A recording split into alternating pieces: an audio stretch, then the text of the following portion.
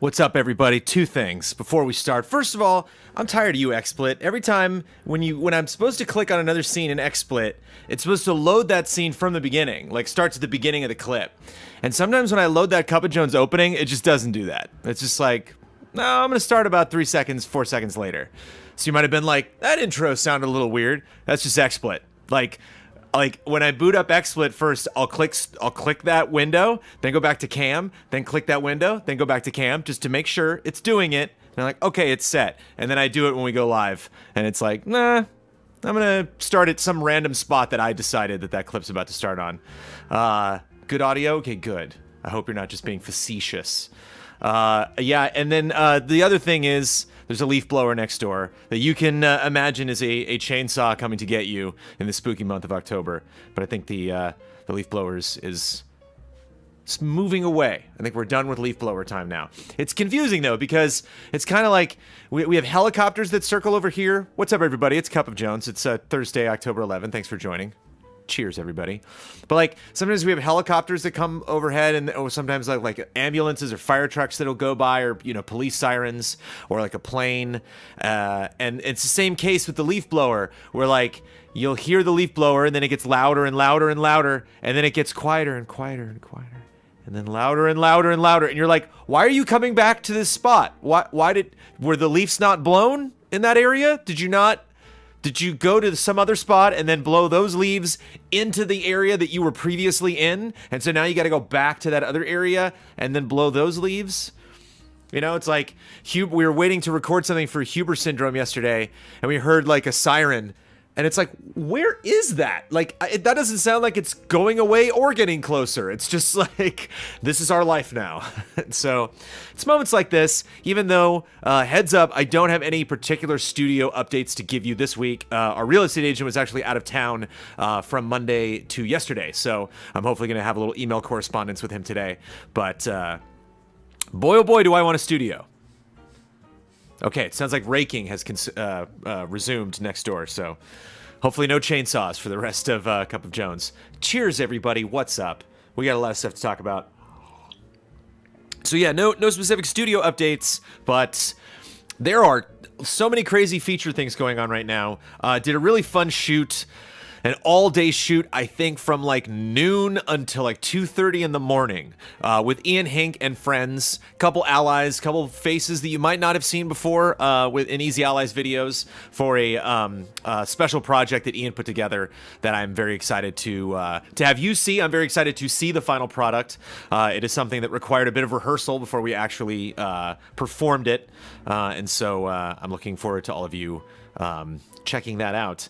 We recorded more scenes for Busted Trifecta, shot some stuff on the green screens, shot some stuff in the backyard, and Busted Trifecta is always so fascinating because it's really interesting trying to figure out like what's going on, like when these scenes take place in relationship to other scenes. And of course, I know the stuff that I'm directly involved with Busted Trifecta. This is a special feature that Don Casanova has written and produced. You can just search Busted Trifecta, probably just on Google, but of course on our youtube.com/easyallies if you want to see episodes of that. And then a new episode will come out for Busted Trifecta, and I'll see like the context of all the other scenes that the other ally characters have done, and I'm like, oh, that's what's going on. And so even scenes that I'm not in when we're shooting, Don will have the script, and I'll just kind of like look over his shoulder and be like, oh, okay, I can see some of the crazy stuff that's going on. But very excited to see more episodes with that. Sat down for a spoiler mode of Dragon Quest XI with Brad Ellis, and it was hosted by Mr. Ben Moore. I was very, very happy to be on that because I was not expecting to be on the spoiler mode for Dragon Quest XI because I was not expecting to finish that game in a short amount of time, if you consider 110 hours a short amount of time.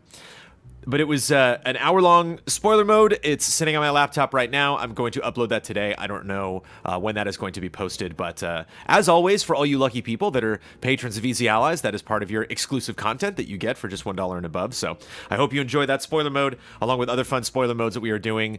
There was one, I think it was like a Better Call Saul, maybe? Ian was throwing up maybe doing like a Mandy spoiler mode, so there's some other spoiler modes coming this month.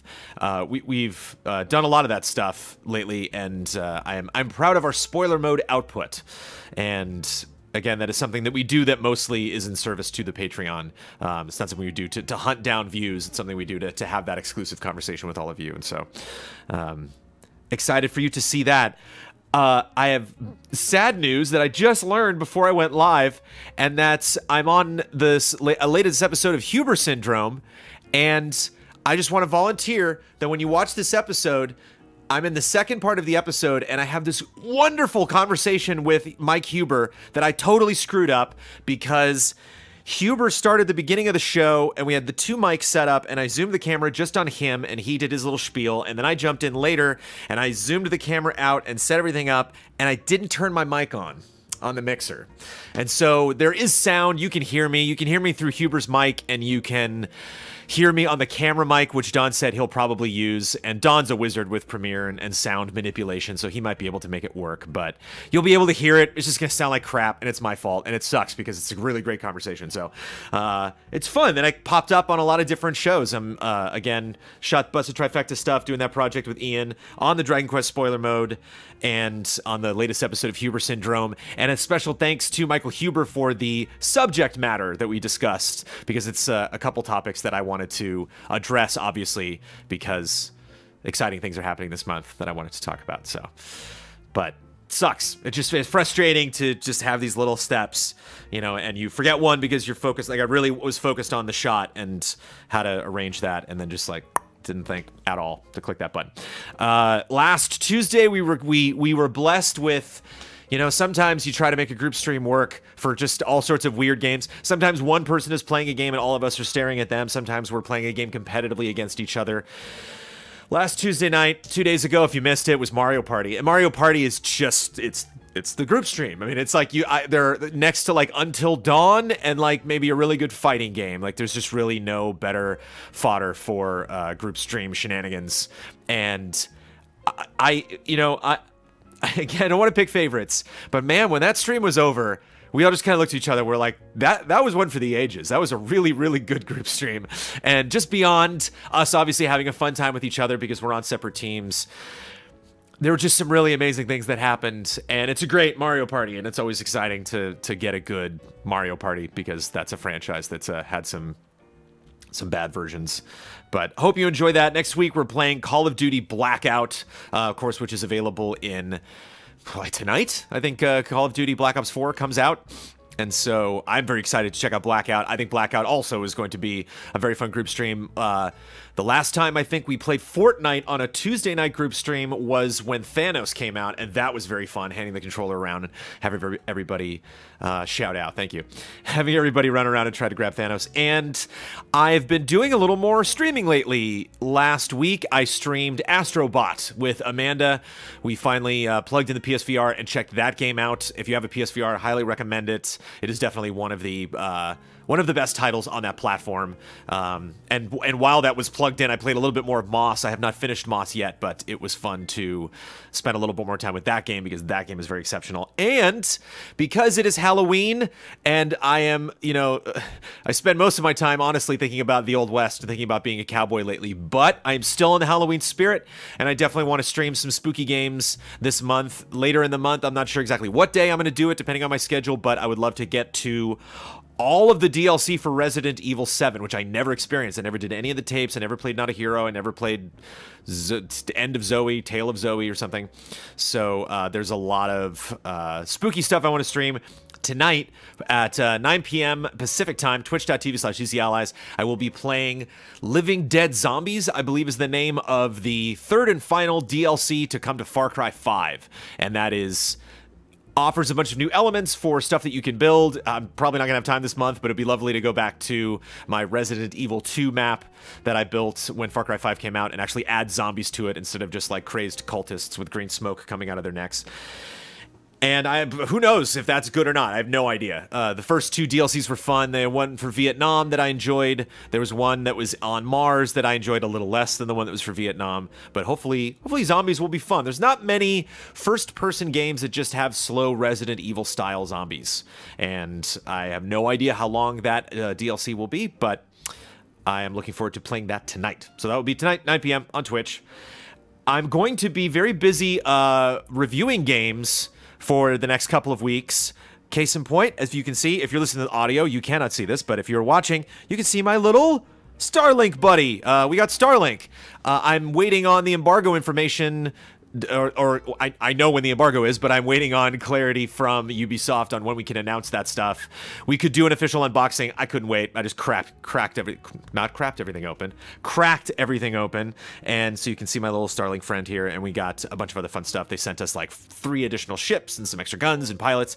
And Michael Damiani will be officially reviewing Starlink for us, which I think is appropriate because we got the PlayStation 4 and the Nintendo Switch version of Starlink. I'm going to play the PlayStation 4 version for funsies. I would, depending on how busy I am, when the embargo lifts, I will be streaming Starlink, so we can all check that out together. And then Damiani will be reviewing the Switch version, which comes with Star Fox and the R-Wing, and I just think that seems appropriate. So very curious to see what Damiani thinks, very curious to share my opinions and my experience absorbing all the other gifts that we've been given in the Toys to Life genre, and I'm very curious to see this game. If you don't know stuff about Starlink, it's fascinating. It's kind of like a little Toys to Life No Man's Sky, where in that there are 6 planets I think you can travel to, and it has that effect where you're in space or you can fly down to the surface and there's no loading screens. And I'm curious to play kind of like an action-adventure game, but in a ship. And it's Star Foxy in that like you can drop down and like switch into little tank modes, and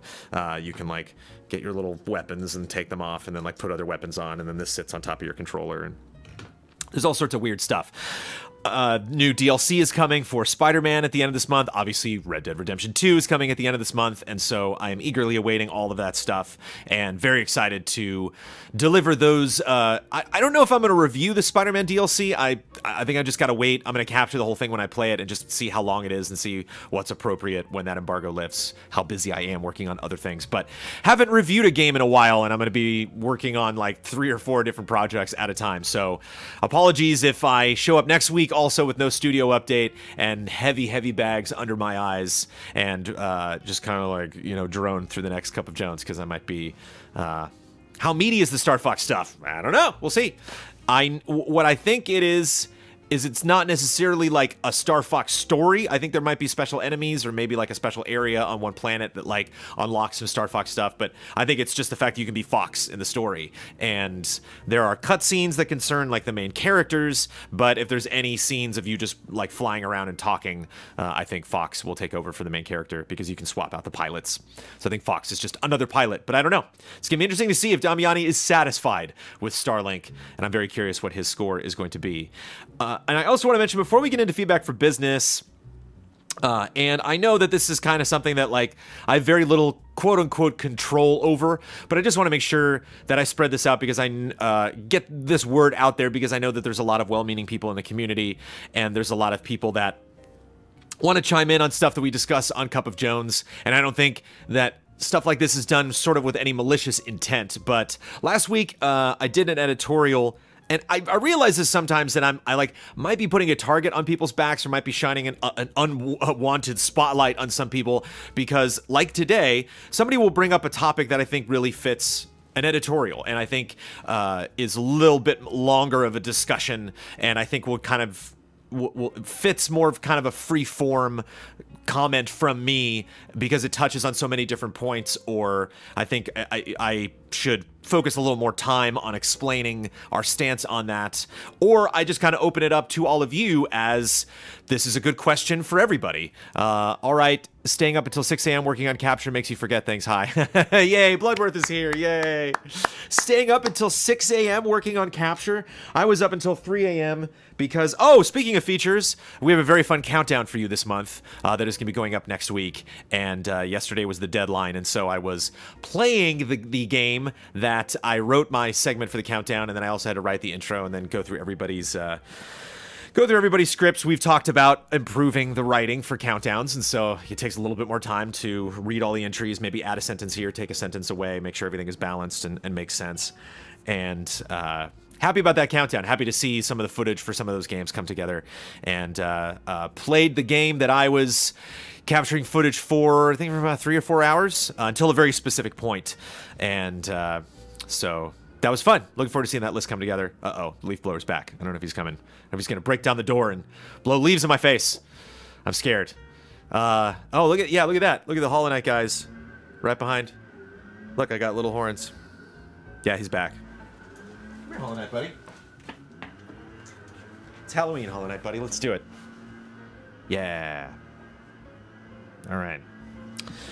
Feedback for business. Oh, I'm sorry. Back to the point that I was saying. When we do that, when we disagree with the comment on Cup of Jones, or if I choose to use a particular comment for an editorial and kind of expound upon a question or a debate or an issue or criticism that somebody has, and I bring this up specifically in the case of Uzi Suicide mentioning last week that they were frustrated with how we streamed Fist of the North Star. And some people commented on that or left comments on this episode kind of demeaning Uzi a little bit and kind of being frustrated with, or just what I think is okay is expressing their disagreement with some of the things that Uzi said, and that is part of this whole thing. All of this is a continuing discussion. If a question is made on one episode of Cup of Jones and then I reply to that in an episode, all of you are free and welcome and encouraged to then comment on that in the episode following, whether or not I then comment and we start, ping-ponging back and forth. But we're supposed to create a dialogue. I want this to be an ongoing conversation between everybody. We are here to discuss what is going on at Easy Allies. But at the same time, even if we disagree with somebody, that doesn't mean like you shouldn't have asked that question, or that doesn't mean that your opinion is invalid, or that doesn't mean that we're right in any sense. Like a lot of times we're just kind of expressing how we feel and how we have chosen to run this business. But I just don't want us to disagree with somebody in chat and then have people in the community gang up on that person. And so I just want to say officially, thank you very much, Uzi, for expressing that concern. Thank you to everybody that gives us any kind of constructive criticism. And if you are the subject of a extended answer here on Cup of Jones, or even an editorial, I don't want to... I don't want people to pick on you. I don't want people to think that is should be portrayed negatively, or So if you get an opportunity, if you feel the need to comment or disagree with somebody, obviously do it with as much love and respect as you can muster. Try to say nice things if you can. And just remember that we want to be constructive. We actually want to improve not only the way that we produce things here at Easy Allies, but the way that we talk about the way that we produce things here at Easy Allies and the conversation that is ongoing. So I think it is brave, in a sense, to stand up and tell us, hey, I didn't like this thing, and I think that you can do better, and I just want to share my experience. And so I'm always so grateful for people that are willing to do that, because a lot of you, don't necessarily have to engage with Cup of Jones. A lot of you don't have to leave questions. A lot of you don't have to challenge us in the ways that you do. And so I'm very grateful for that. And not only that, but Uzi was very gracious in the comment in that chain. Uzi just kind of jumped in and said, okay, this was just me expressing myself, and hopefully all of you don't get frustrated by that. But I am very grateful, so thank you, Uzi. And thank you for everyone for... How we doing? What's our page count? 11. No? 10. 10 pages of questions today. And there's no time like the present to jump into it, so here we go. Feedback for business. Cheers, everybody. Stuart Folks, not necessarily question, but I love it. Watching the pledge level go back and forth between less than 50 and above 50 got me stressed. And that's the beginning of the month. Every month, Blood can comment on that definitely in chat here. But yeah, I think I've gotten less stressful. That is not something that I want to expect. That's not something that I ever want to rest on our laurels and not realize that we need to continually update people on the stuff that we're working on, but also make people feel confident in the funding that they have done of Easy Allies, and confident in where their money is going and where Easy Allies is going for our future.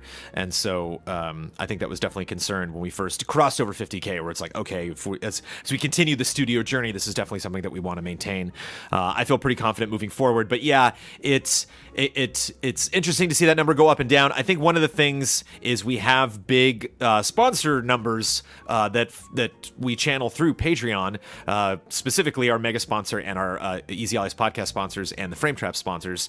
So if one of those backs out, even if that is something that has been agreed upon, and obviously, you know, even if somebody comes in to sponsor us just for a month, we are incredibly grateful for that. But when that sponsorship ends, that's $500 that drops. And so sometimes you can tune into you know, patreon.com/easyallies, and those changes can seem pretty drastic and sudden, but a lot of times they are things that we are expecting. A lot of times it's stuff that we bounce back from.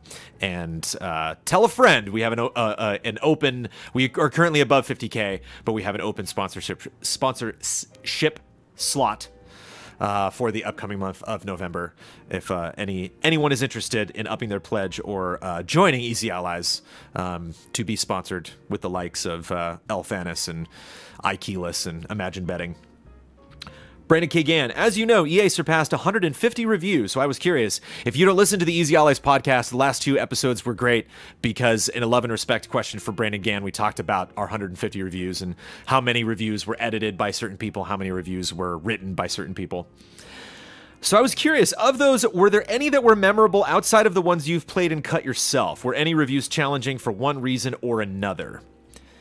Yeah, I can't remember. I gotta be honest, Brandon, like nothing really stood out. I think when things are challenging, it doesn't really have anything to do with like the game itself per se. It's just all about scheduling. It's all about when I'm able to actually get my hands on something.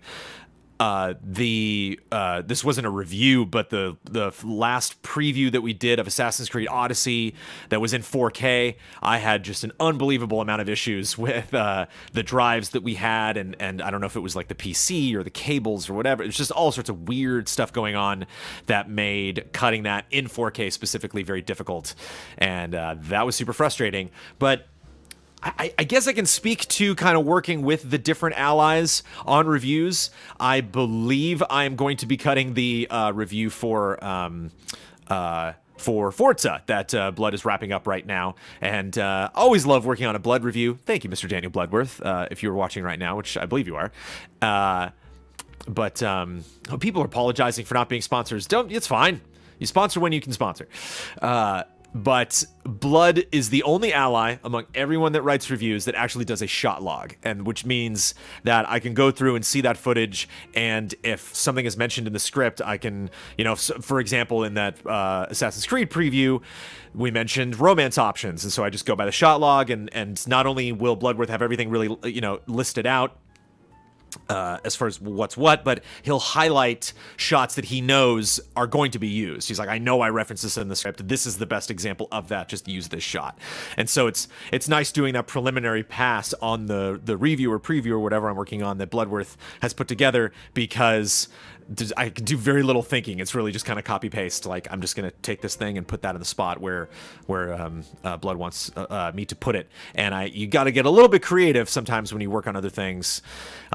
Sometimes when I'm cutting something that Ben Moore or Michael Huber has worked on, case in point, when I cut the review for Huber for Odyssey, I got like 24 clips.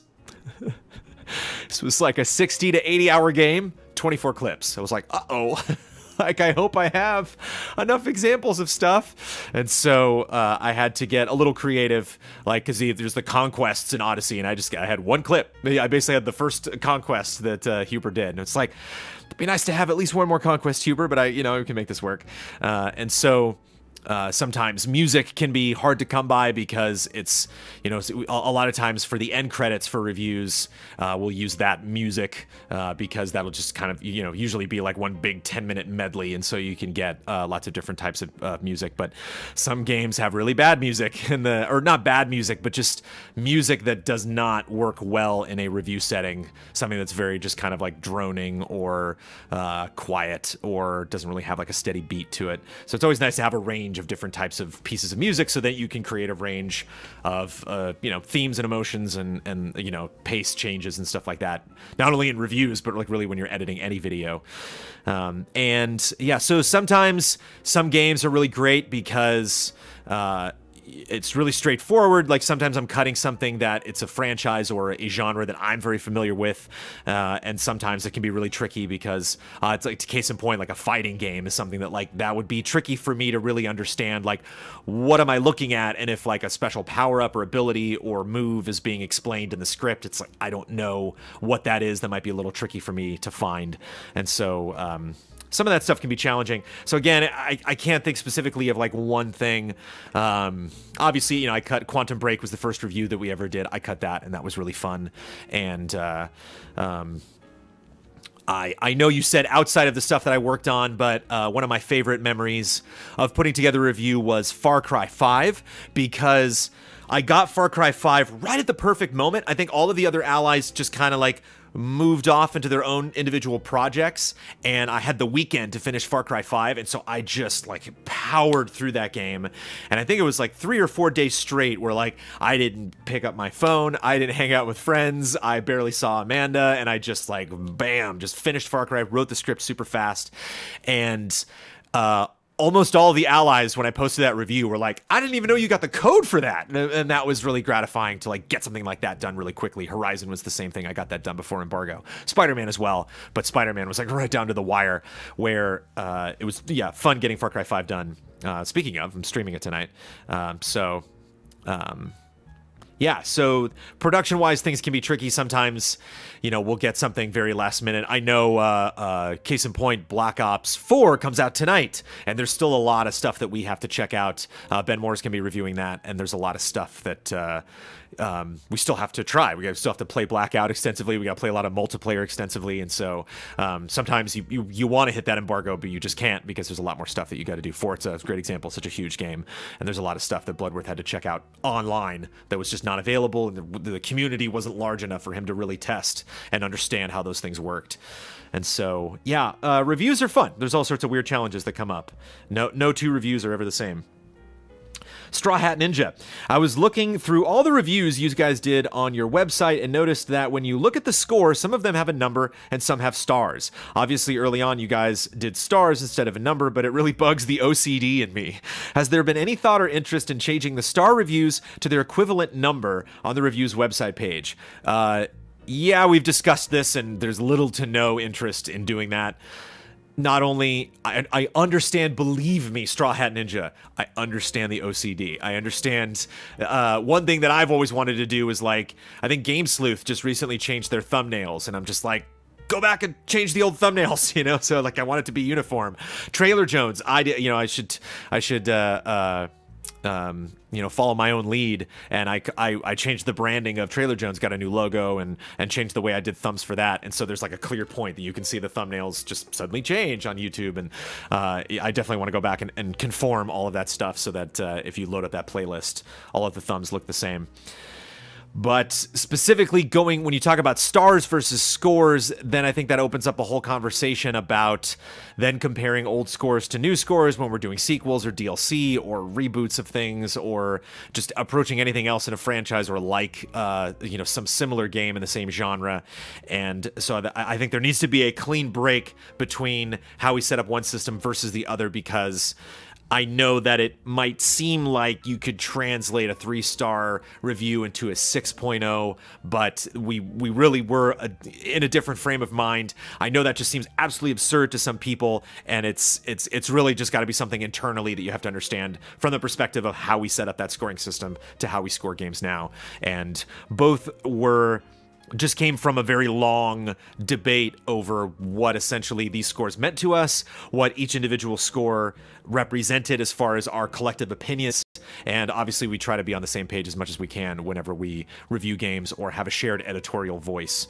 And so now that we have moved on to this new system of a 20-point scale with 0.0s and 0.5s, and we are all comfortable with that, that would just be a whole nother process to go back and really figure out, you know, what each of those scores would translate to, because it wasn't just the star points to you know, using stars instead of points, but it was also a scale in terms of you know, some of those things in our brains might translate to a 0.5 and not just a straight 0.0 score.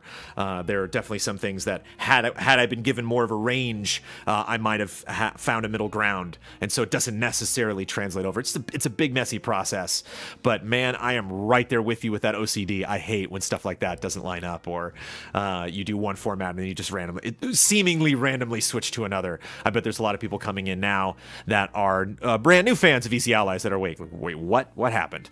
So hopefully we can keep, moving forward, producing more reviews. Again, we just passed 150 reviews, to the point where stars will be so far they'll be so far in the past that they won't necessarily come up or resurface in terms of being confused with the new reviews that we're doing.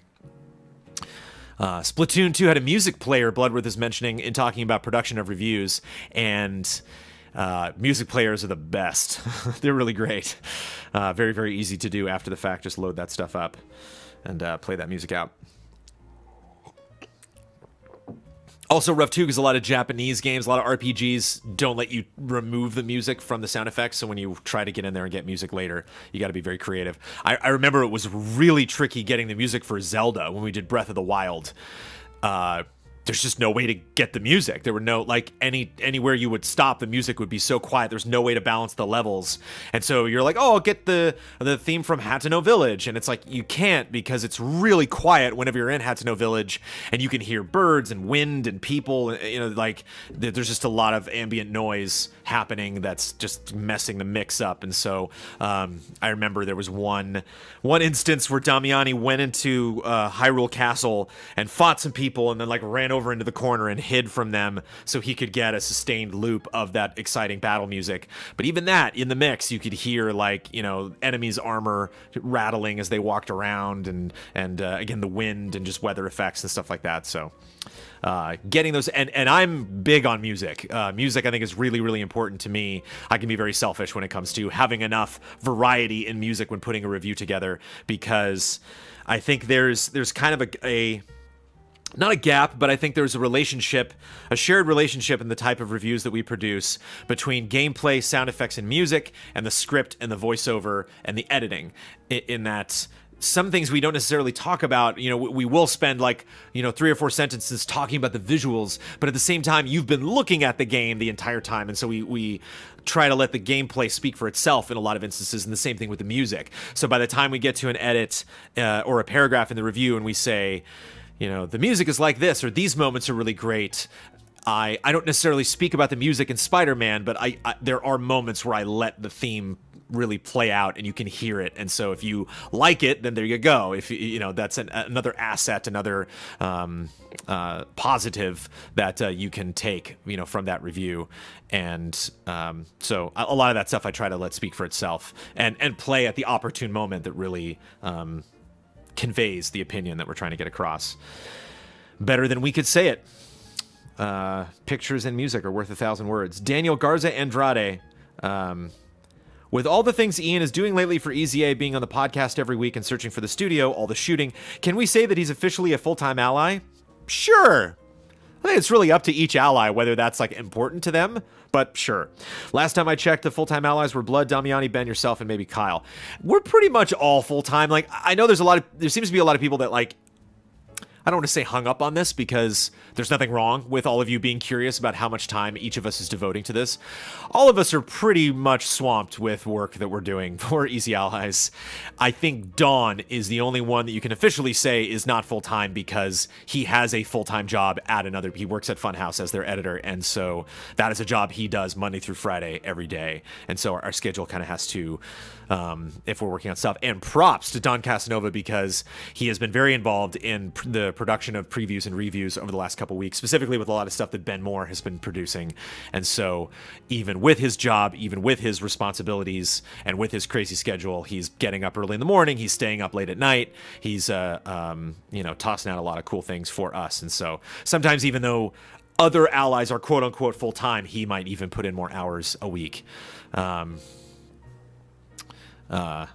So yeah, so it is nice, I guess, every now and then to check in on like who's full time and how much time people are putting into specific things. But officially, like, putting the stamp on certain allies and saying that they are quote unquote full time is not beneficial to me in understanding this business.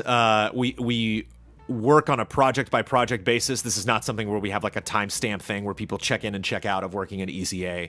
You know, case in point, yesterday was the deadline for our countdown. So that means all of the allies are responsible to deliver their footage and send me all of their entries. And I'm going to be reading that VO today so Ian can cut that video. And if that work is not done, then I reach out to that ally and I'm like, hey, it's the deadline. What's up?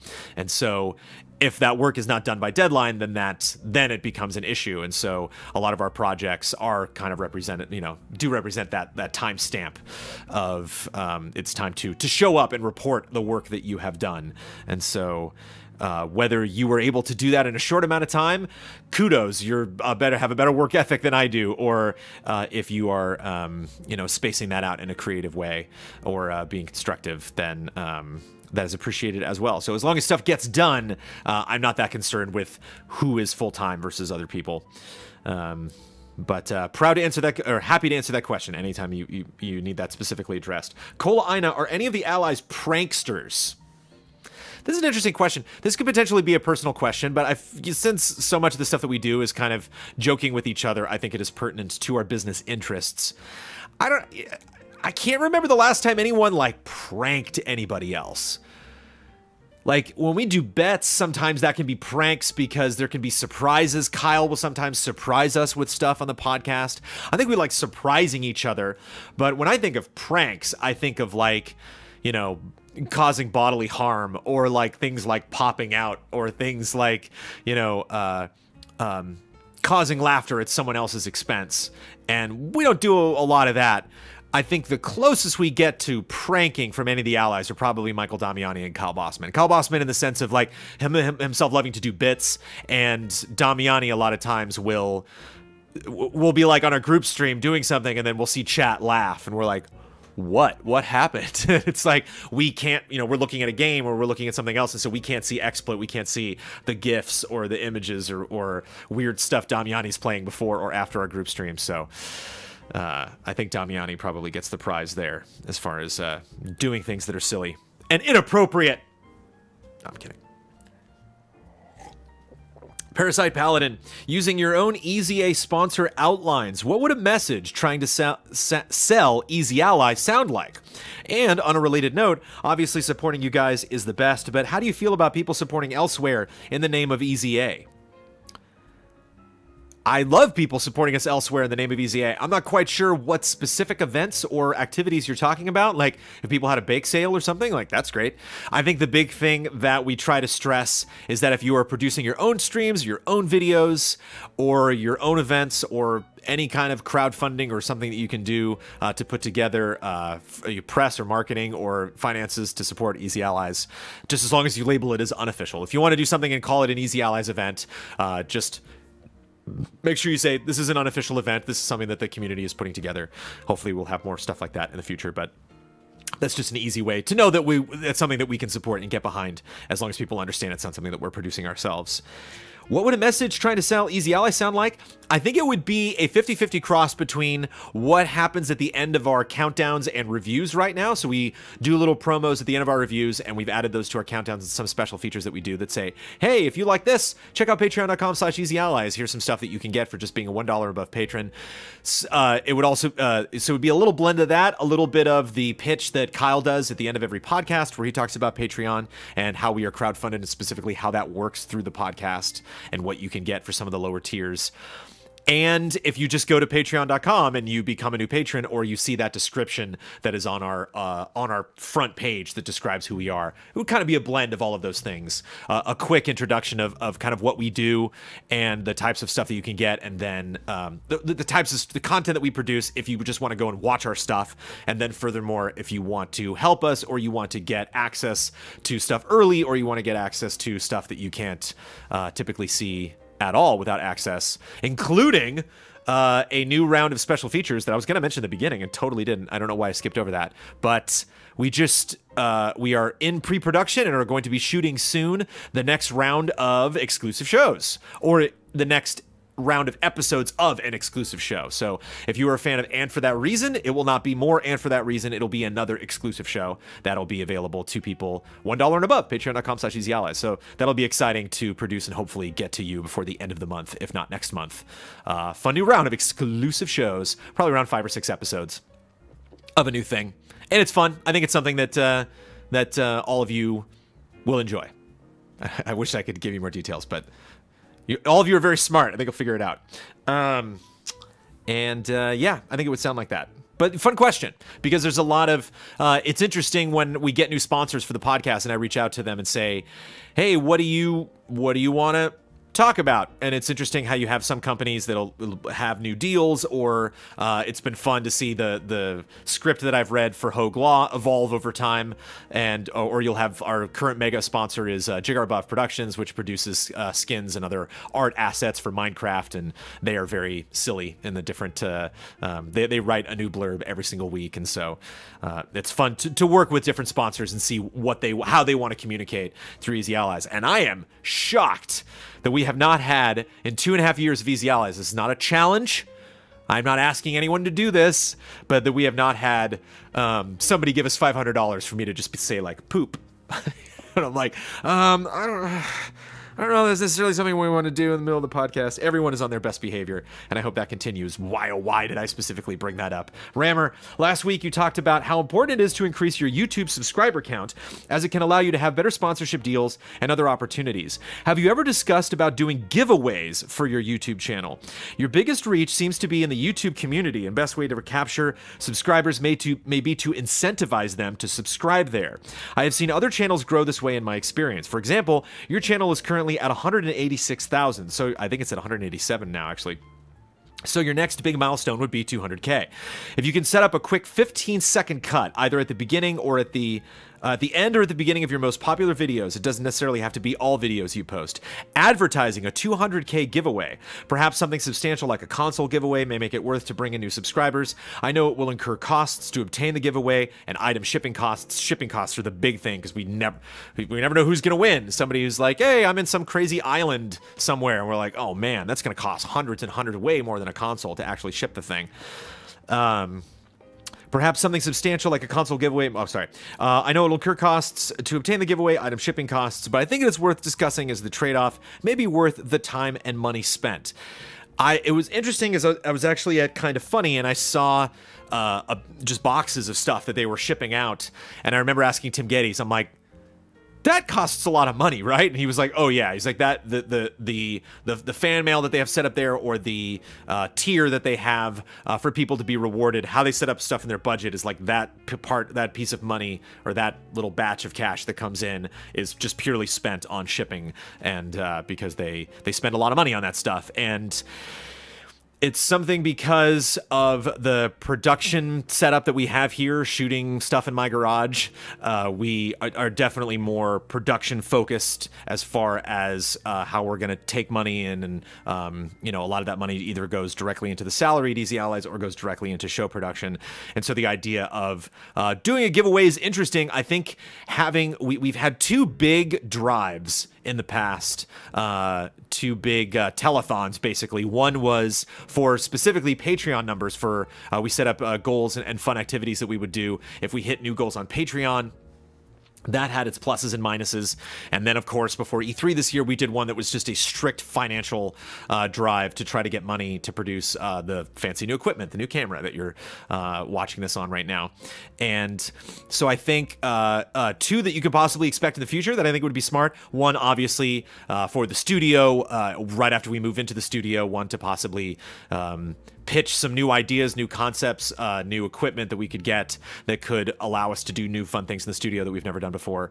And it would be really fun to do a YouTube drive, to do something where if we hit new goals on YouTube, if we hit a new subscriber goals, if there's some people out there that have yet to hear about us, or some people that haven't made that jump to subscribe, and something that could invigorate our community to help us get the word out, and you know, remind people that, like, yeah, that Game Trailers thing with producing stuff, they're still doing it over at Easy Allies, because it seems like every time we put up a review, that stuff happens.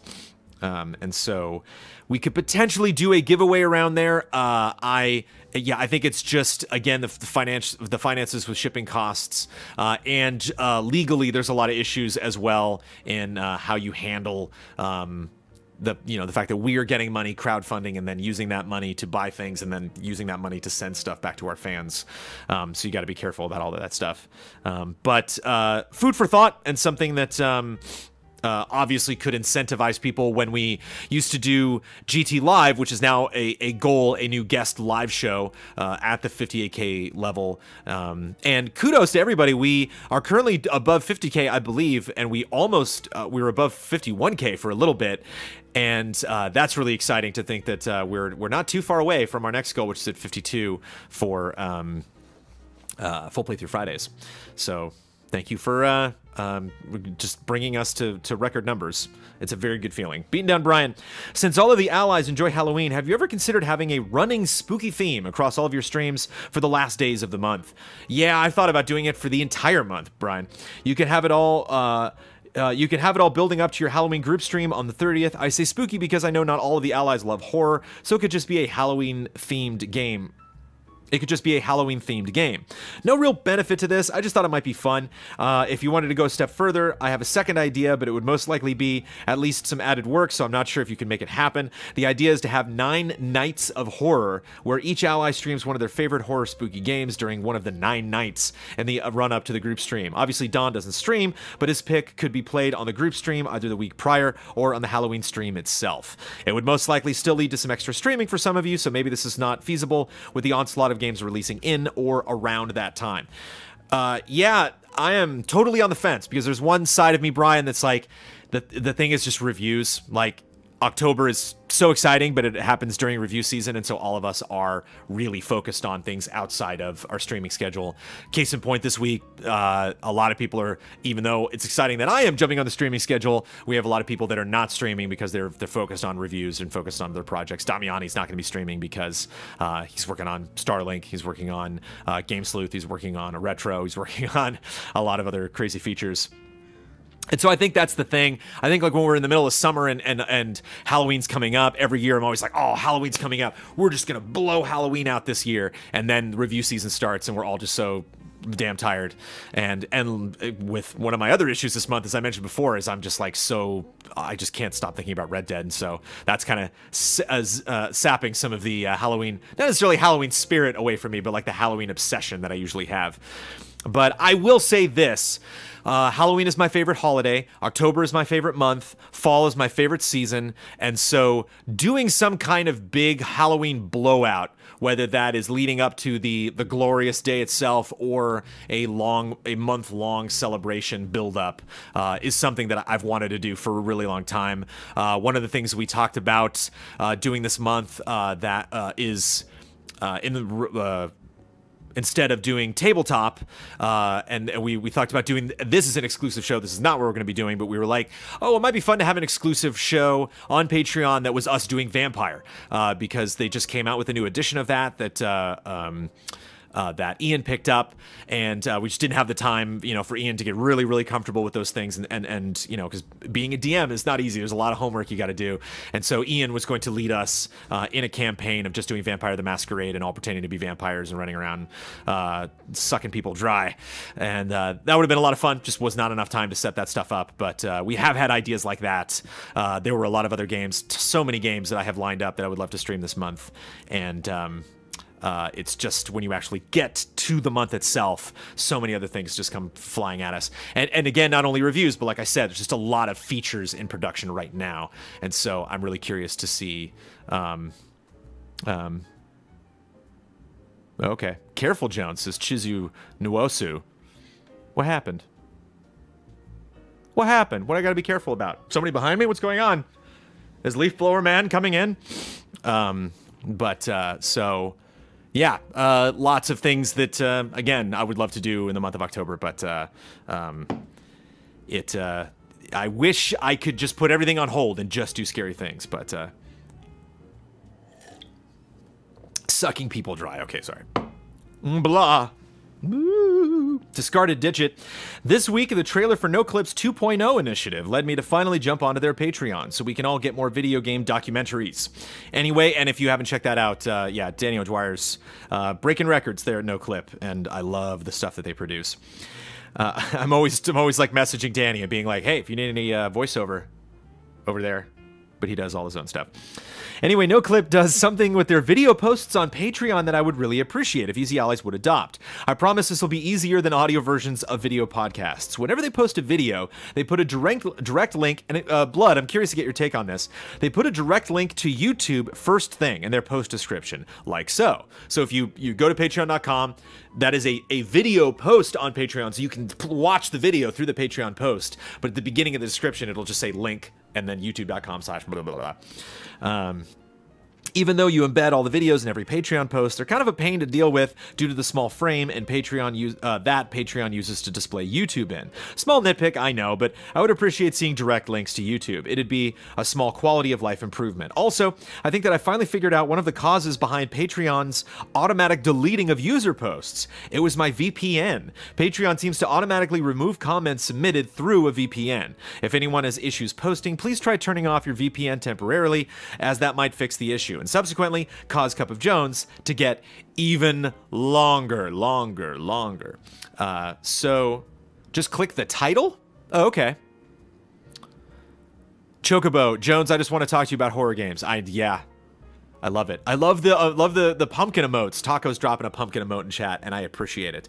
You can just click the video to open it through YouTube. You can do that as well. Yeah, I mean, if you click on the video and then there's a little YouTube button in the corner, you can click that. But I think it's worth talking. Again, it's not difficult for us to do. We already have that link, copy and pasted anyway. It's not like getting in the way of you reading the post. So it's just another fun thing that we could do for users, and I think it's worth bringing up. So. Again, love that stuff. Even if it's nitpicky, you've come to the right place to nitpick. I love nitpicking stuff, and I give you carte blanche to nitpick anything we do here at Easy Allies, as long as you understand that sometimes we will not take your advice and do whatever we want to do. Cinderbite, currently watching you guys during the group stream on October 9th, and during mail gifts, it's always hard to see the items when they're held up to the camera. This is true. I know focusing on close objects is a fickle thing to master with the main cam, but would it help to set up one of the secondary cameras to swap to? Say, when Kyle is showing off the Pokemon cards he's going to throw away. Just kidding, but it would be nice to see some of the items in detail during the hyped gift openings. Yeah, I don't know if that can happen now, but that's worth thinking about in the future, because if we have a new setup, if we're buying some new cameras, new lights, new furniture for our office setup, specifically isolating this set that you're seeing here, the show set. So it's like, yay, we're shooting the podcast, we're doing Easy A Live, or whatever the heck that show is going to be called, versus it's Tuesday night group stream, it's Spouse Quest time, it's time for us to full playthrough Friday time, it's time for us to get together and just stream something. I think in that space, when we're opening presents, I think it would make sense to have a separate camera, because keep in mind, when we set up that shot, then we got to move the camera back over and fix everything for the podcast before we shoot the podcast.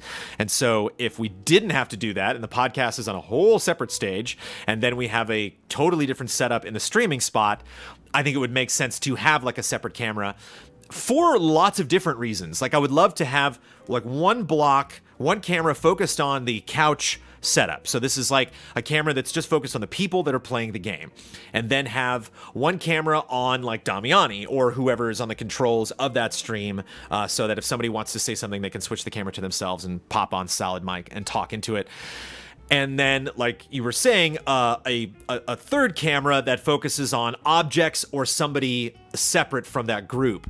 And I think one really fun instance of doing that would be not only to show off stuff close up that we get through the stream, whether it's gifts that we get or another object that we want to show in detail, hanging with Easy A. Hanging with Easy A is Daniel Bloodworth's suggestion for what we should call that live show that we bring in guests into our studio.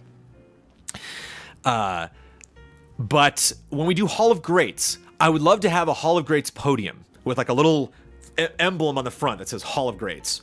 And this is like a podium that somebody just comes up on and just like puts their notes down. So when somebody pitches a game, they're looking right into the camera, they are reading their notes, and they're in the same room as the rest of the allies, but it's just, I've been thinking about this ever since we did the trial of Kyle Bossman. I was like, man, it'd be so great if you just like come up and just like, ladies and gentlemen, thank you for taking my time, you know, for being here, for listening to me talk about this game for Hall of Greats, and just being like very professional about it, very presidential.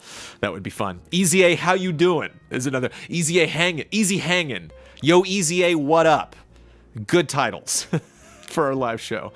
But yeah, long story short, having a third cam that's like, and over here, other fun stuff is happening. Kind of like when you would cut to Paul Schaefer on David Letterman, where it's just like, let's just go to that other co-star spot.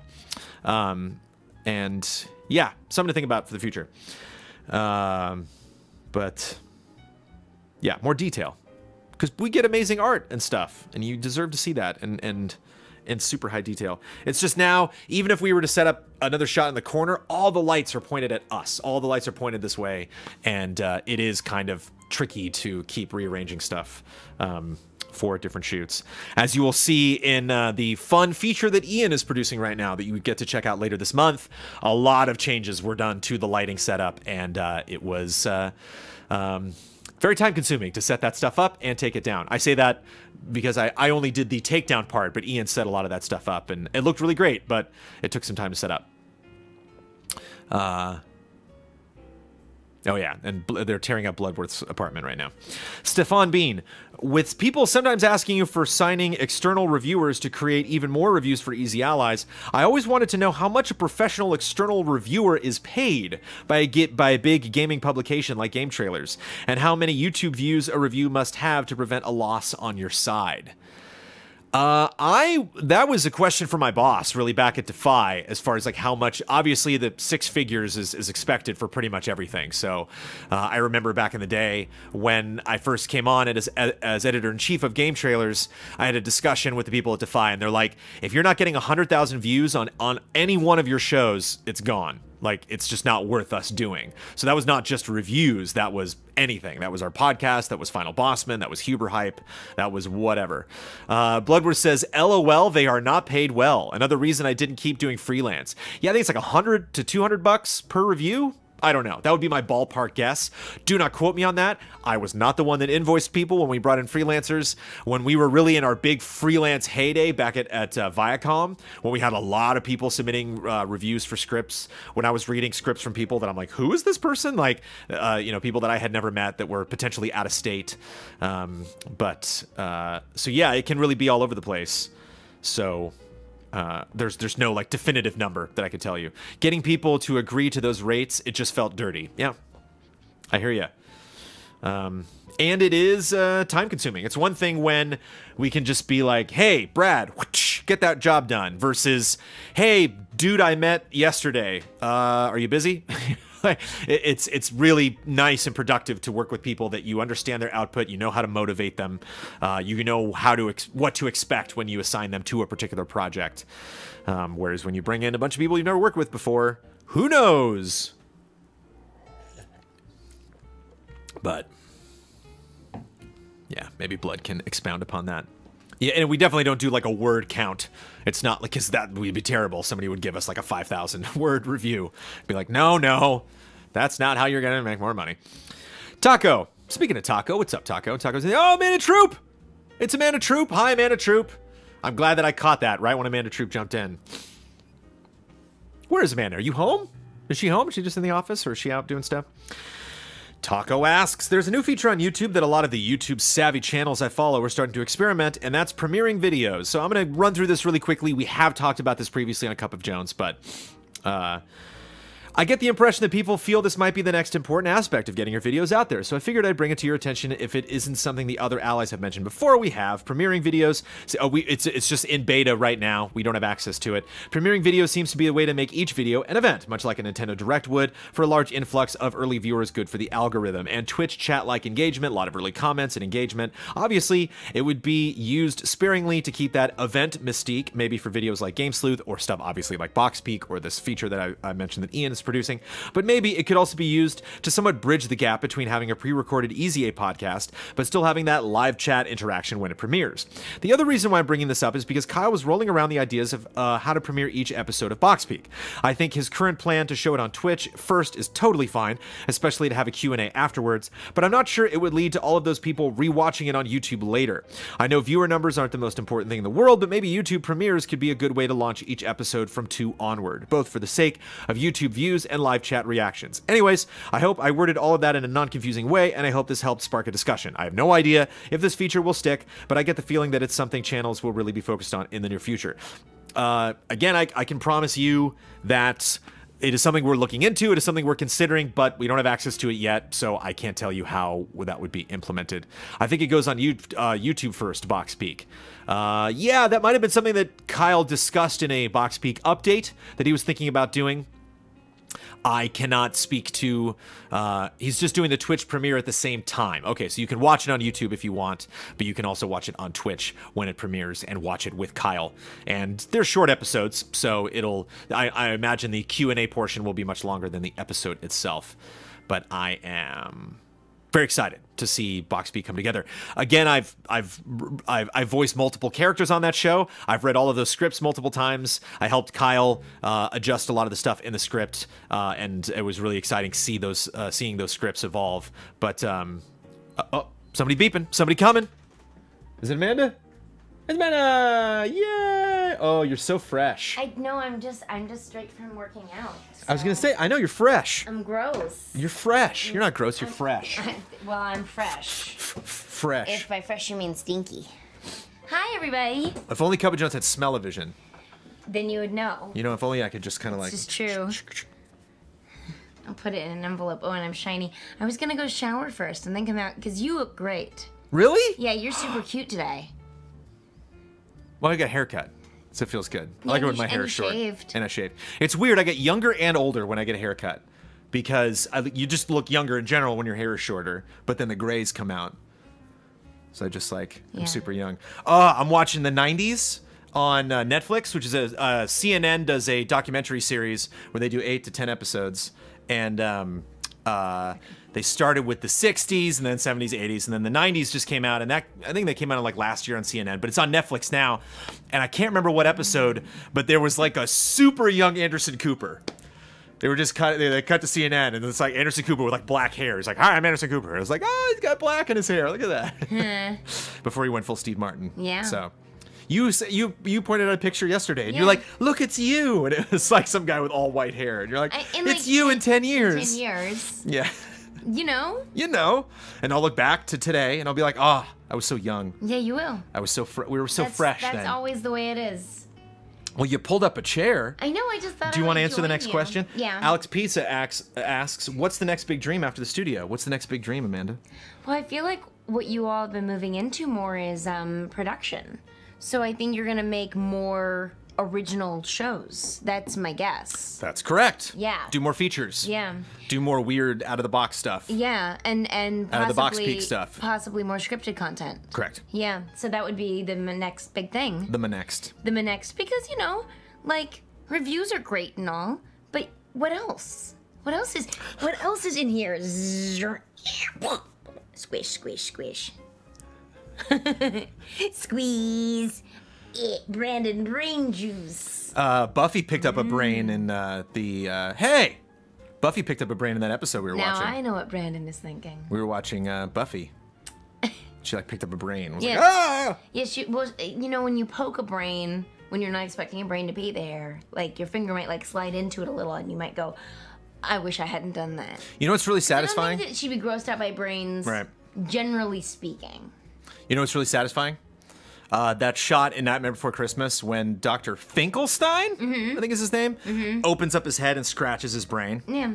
I love that. I love the way the brain, like, when he does it, and it kind of like folds and crinkles a little bit.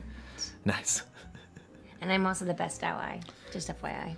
But yeah, she answered it correctly. Dominic Brown, I saw that Blood said on Twitter he had to sort through quite a few clips and label them for the Forza review. I review games for my channel for fun, but this is the nightmare I face when digging through hundreds of hours of footage and dragging them into Premiere. How do you guys organize your game footage so that this process is more manageable? Any tips? Yeah, what they do is a different system per person, right? Yeah.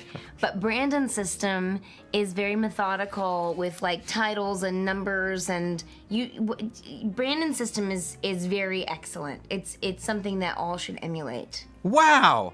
Blood has a good system too. I've heard that Blood has a good system. Blood's also very, very, very good about that. Mm-hmm. So tell us more in detail. Like, what's a file name? Huber is awful. Damiani could improve. The thing Damiani does that drives me nuts is Damiani will just like write a sentence. He'll be like, you know, like Starlink underscore this underscore is underscore the underscore shot underscore where underscore I underscore went underscore into underscore the underscore base. And you're like, just call it the base. Like, stop.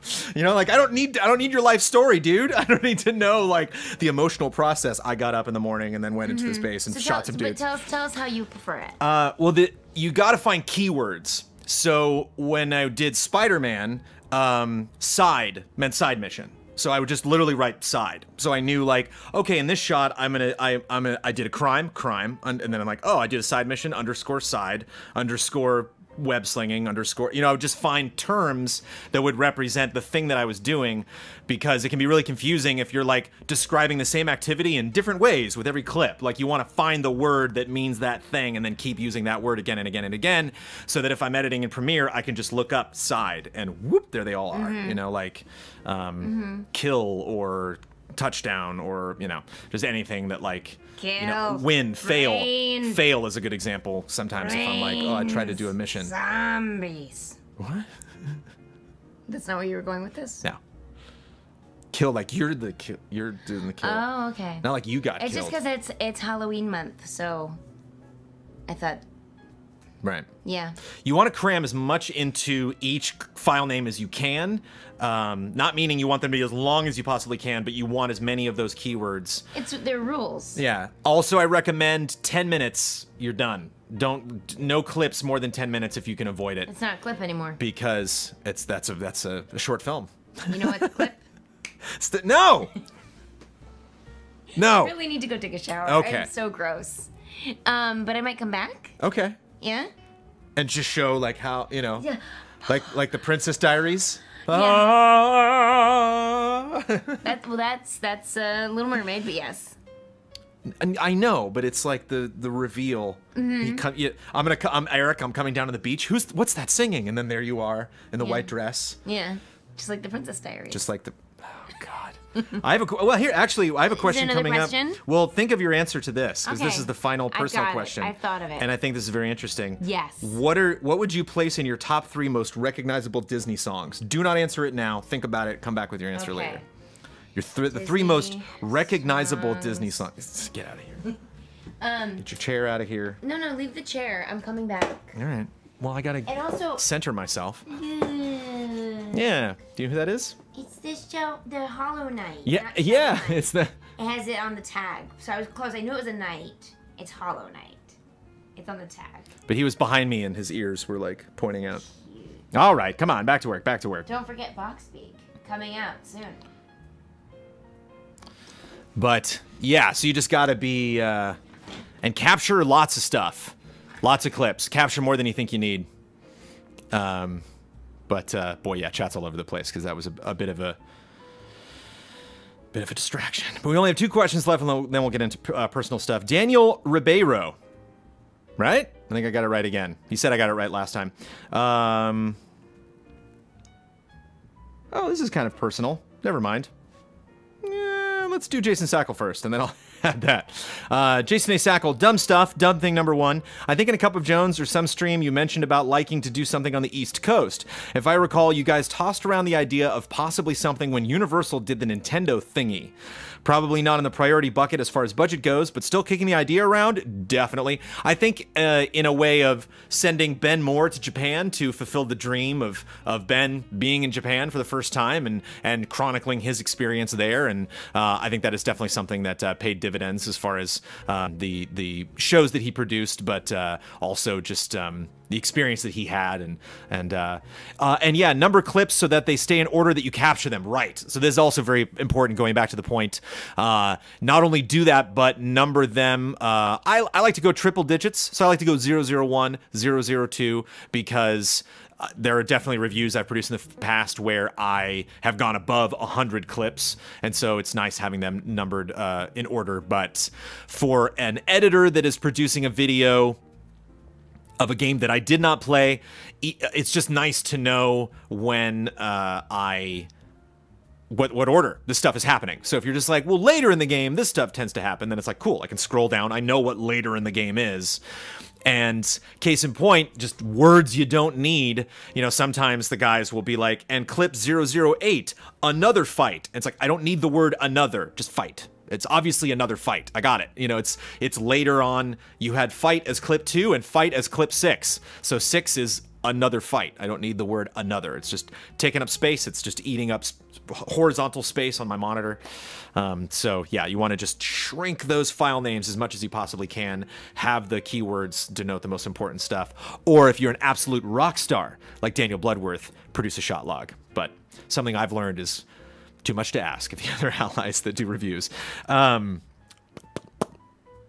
It could also, oh, I'm sorry. So in similar fashion to how we sent Ben to Japan, I would love to send Damiani to that Nintendo.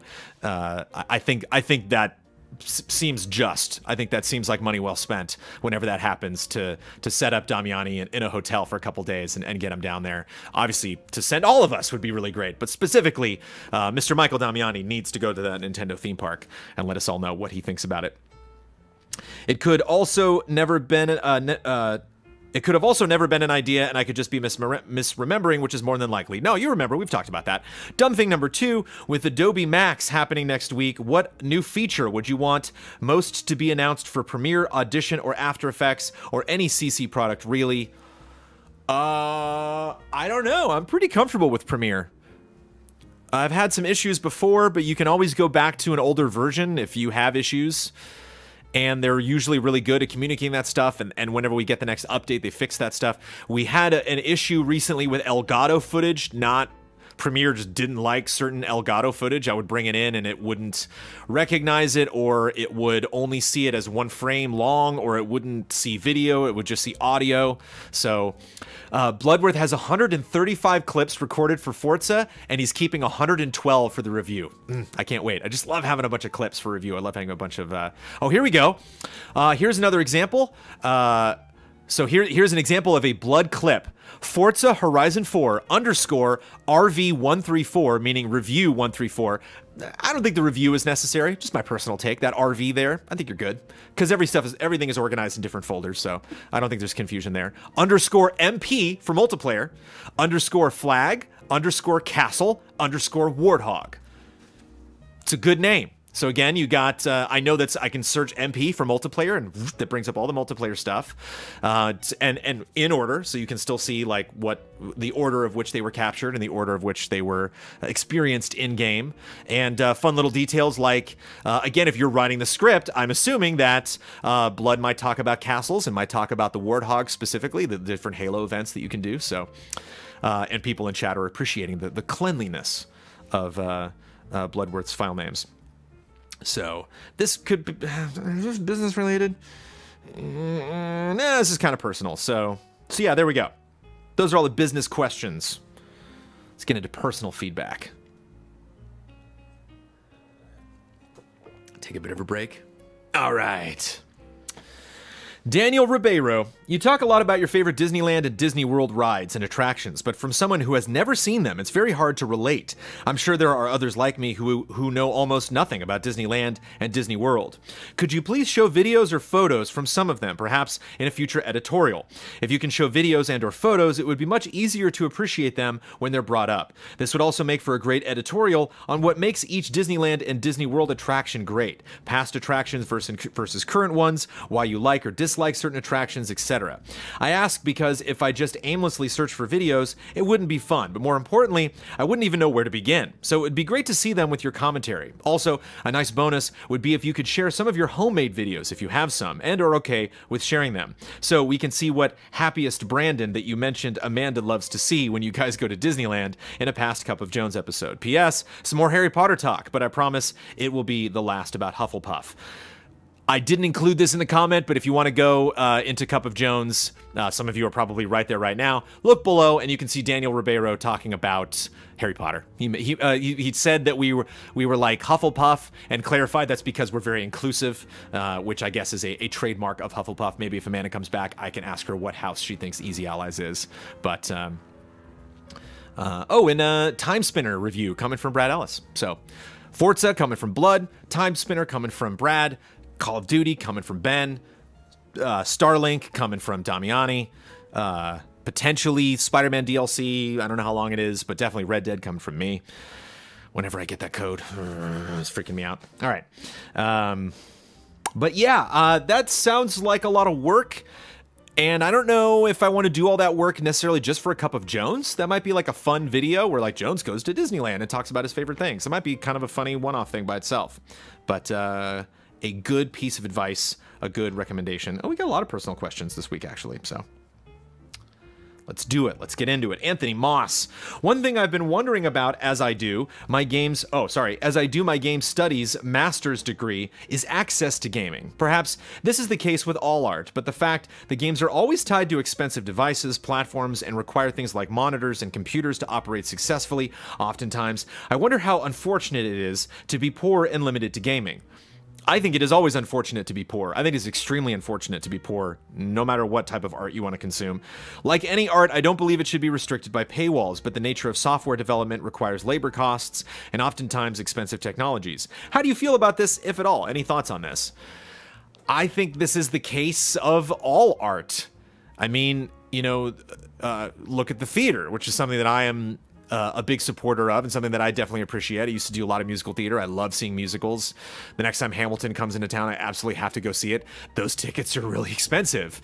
You go see film, you know, you watch television, you have to have a monitor in a lot of cases. Nowadays, you have to subscribe to a particular cable plan or network or service like Hulu or Crackle or, Netflix or Amazon Prime or whatever. So yeah, I think there are a significant amount of paywalls in terms of how you're going to access particular types of art.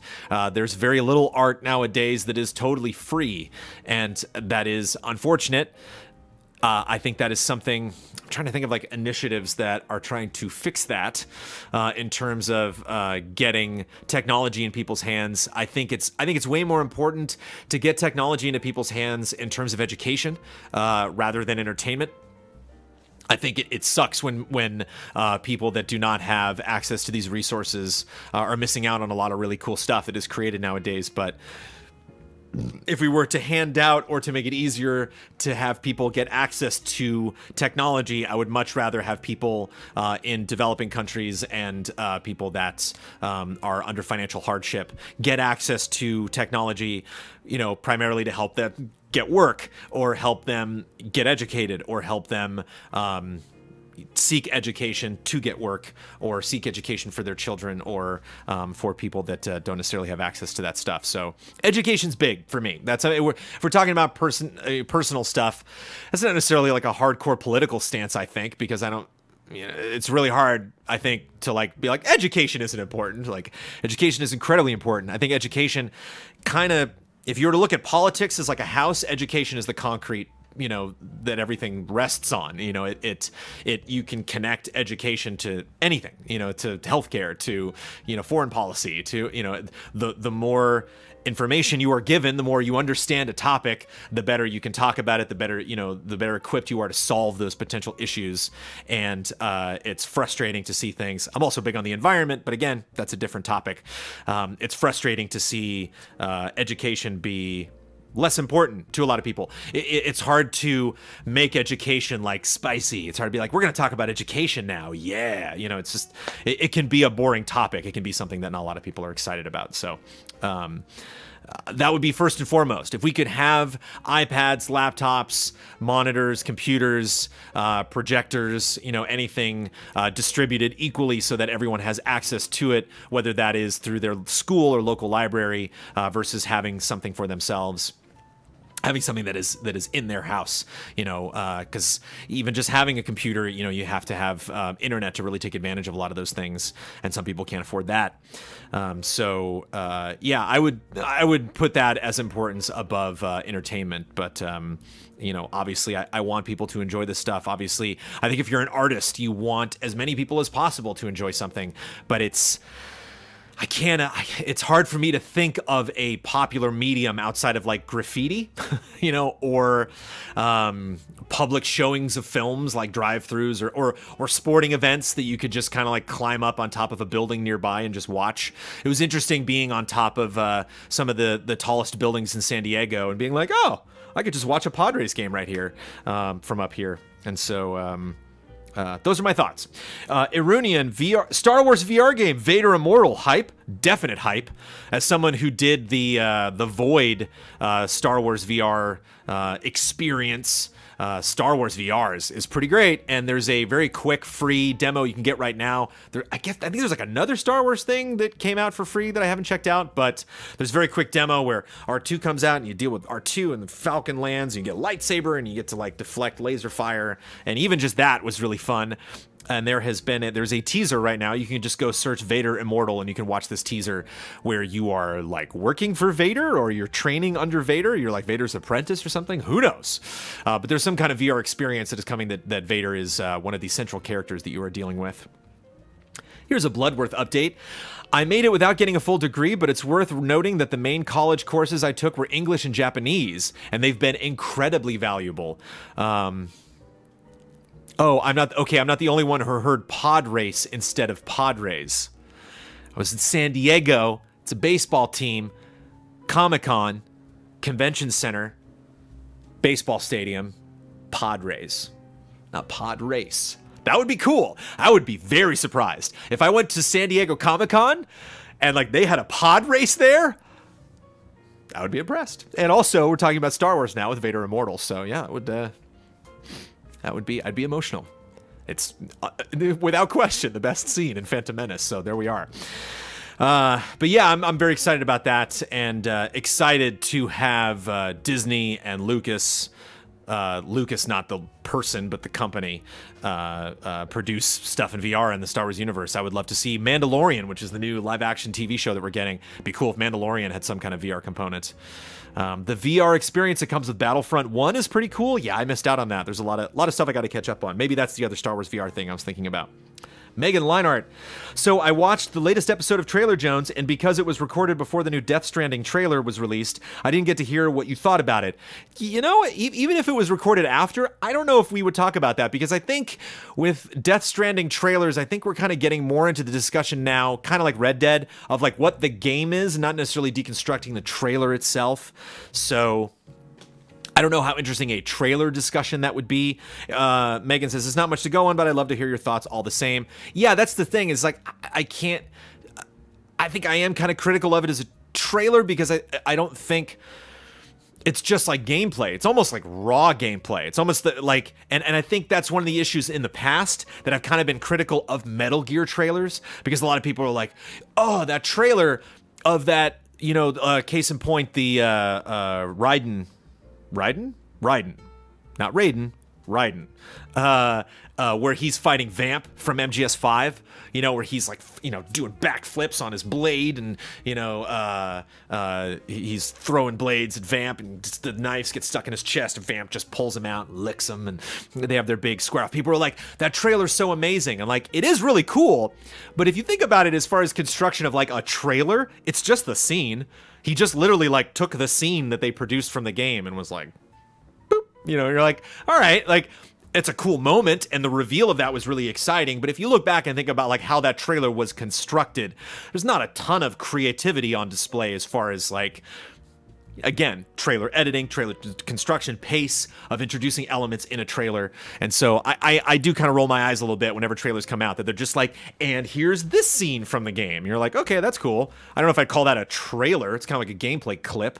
But some things kind of ride the line between those things. And I think that's kind of what that latest Death Stranding trailer was. We were like, oh, Troy Baker's in it. That's cool. Oh, we got this big crazy monster. That's cool. I don't know if I necessarily understand the game more than I did before. Obviously, it's a Kojima game, so there's going to be weird boss fights. It's a Kojima game, so there's going to be weird things that we haven't seen before. We've seen these kind of slug monsters. We know there's kind of like this viscous oil that's like permeating the world and the whole experience, and so it's not that surprising that it's given sentience. It's just kind of like, whoa, look at that thing. How am I going to fight that? That's honestly kind of how I felt. I've kind of plateaued as far as my not excitement, but I guess like anticipation, hype for Death Stranding is concerned. It's plateaued at a pretty high level, but it's still kind of just boop, like I'm still kind of just waiting for that game now. I don't think there's a lot that Kojima could show me that I'm like, wait, what are you doing with this game? It's all kind of blending together at this point. Not necessarily a negative thing, but yeah, if we get another Game Awards trailer that's just like, and now Wilford Brimley is in this game, and you're like, ooh, and he's like, and look, he has no head, and his arms are snakes. And you're like, it's like, that's cool, and I'm like, while I was watching it, I would be entranced, but if we were to have a discussion after the fact, it would just kind of be like, it's weird, curious to see what the HUD looks like, and how big that world is, and I'm ready. If it was on the shelf today, I would buy it and play it. I'm ready. Yeah, now Guillermo del Toro is the main villain. We don't know he's not. Do I post the question on the post linking to This Cup of Jones? Yes, Kyle Armstrong asks right now. If you would like for me to answer a question, leave it in the comments of this episode, and I will get to it next week. Ulf himself, unless I get the code for Red Dead Redemption 2, and then see ya later. No, I'm kidding. No matter what I'm reviewing or playing next week, I will do a Cup of Jones. My promise to you. I might look a little bleary-eyed and be a little distant and sleepy, but I will be here. Ulf himself, last week's question about rebroadcasts got me thinking about doing reruns on Twitch during off hours. This is a business question. I don't know why I put this here. Would be fun for people who hang out and chat to watch EZA content that we may have missed. In my opinion, it's more fun than the Pokemon Marathon, at least. So yeah, just queue up a playlist on Easy Allies Plays and just let that run. Kristen Rogers, who has been jumping in and answering a lot of questions.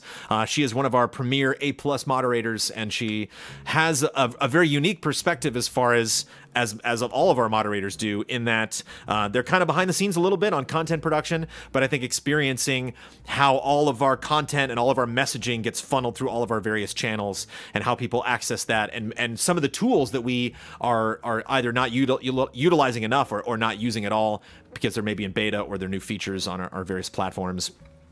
But Kristen jumps in and says Twitch has a built-in rerun feature, so we could just add past broadcasts and highlights to the queue and hit start. That way no one has to set up an actual stream for it, which would be need to be monitored if it's playing off of YouTube videos.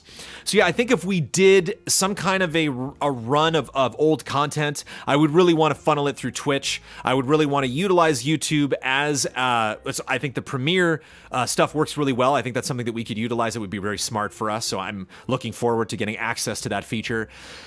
I think right now YouTube serves us to premiere our new shows and to premiere stuff that is produced and posted, and we just kind of like, there we go, enjoy that world, and then move on to something else, where Twitch represents the live portion, unlike this show, but primarily the live portion of Easy Allies, and I really want to grow that audience with our live stuff. I really want to grow that community, give that community opportunities, because there are some people that follow us on Twitch and that's it. They don't follow us on Patreon, they don't follow us on YouTube. They support us financially on Twitch, they show up when we do things on Twitch, and I would want our live streaming network stuff, basically rebroadcasts of streams and shows, to be available for our Twitch audience not exclusively in that, like, no YouTube, you don't get it, but as far as using our resources to set up those streams and do that stuff. Again, something that I think we're waiting on getting the studio before we start implementing, but I want all your hot takes about how you want that to work, and possibly other ways that we could do it.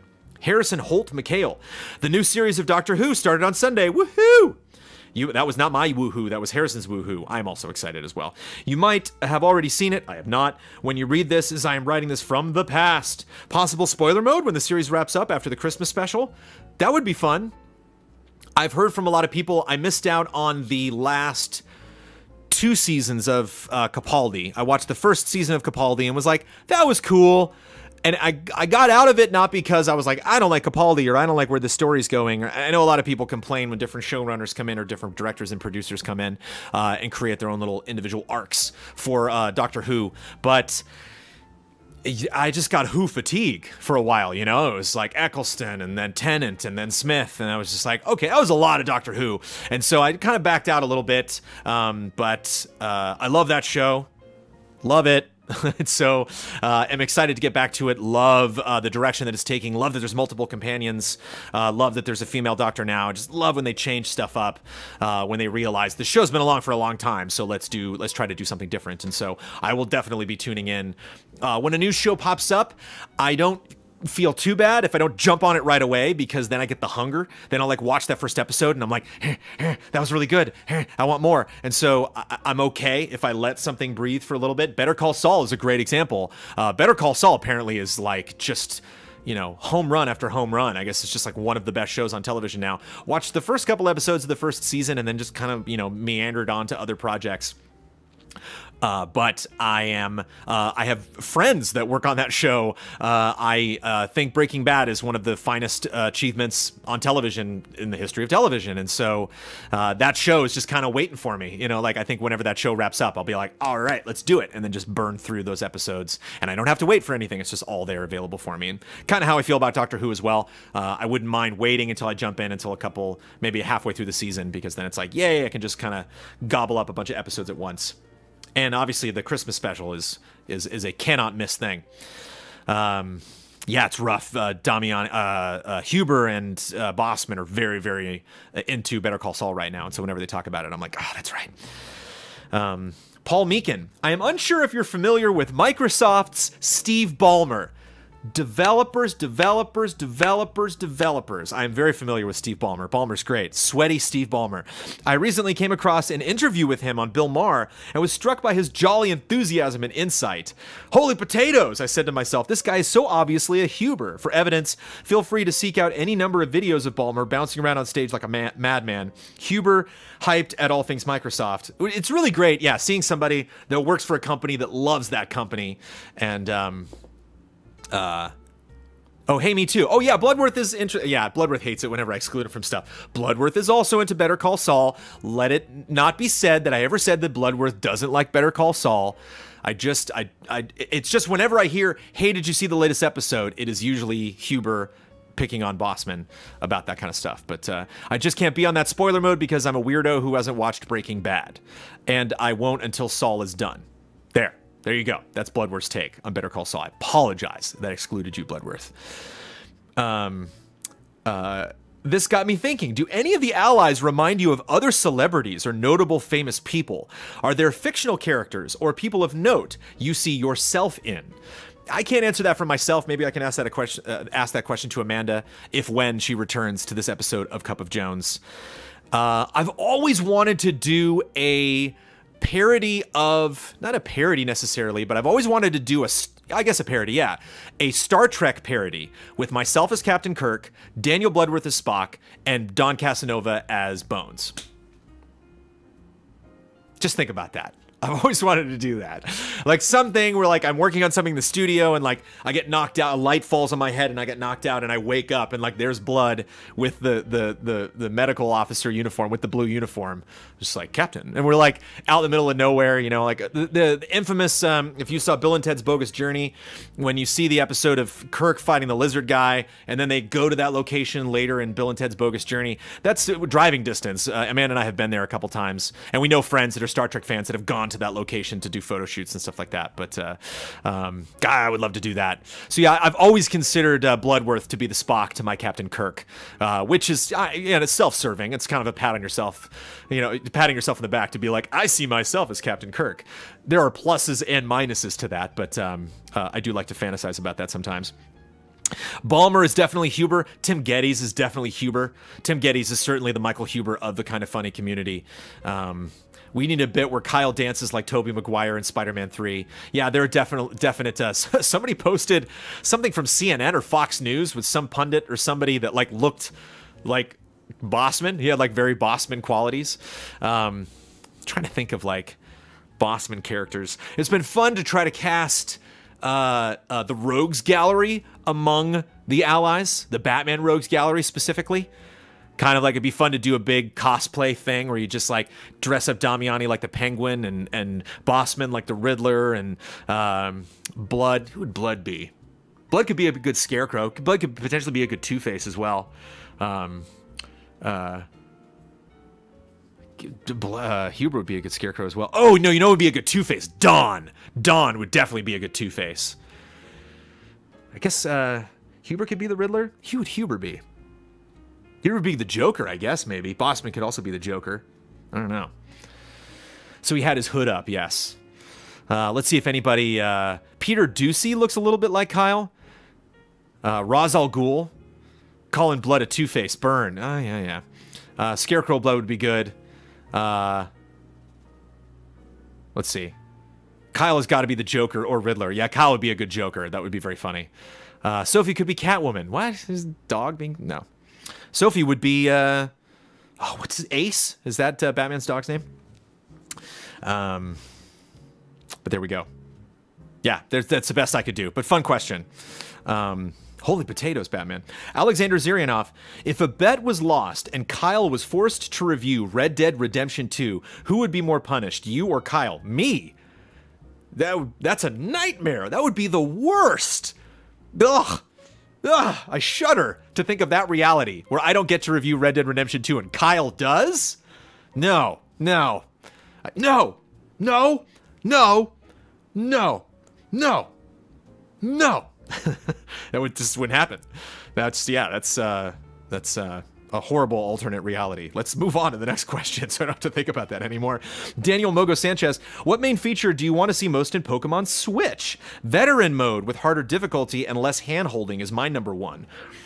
I don't know. I'm so new to this series that I don't know if I have any like crazy expectations, you know? I think just a seamlessness in the world, maybe like an Animal Crossing slight rotation of the camera would be fun, so I'm just like locked in.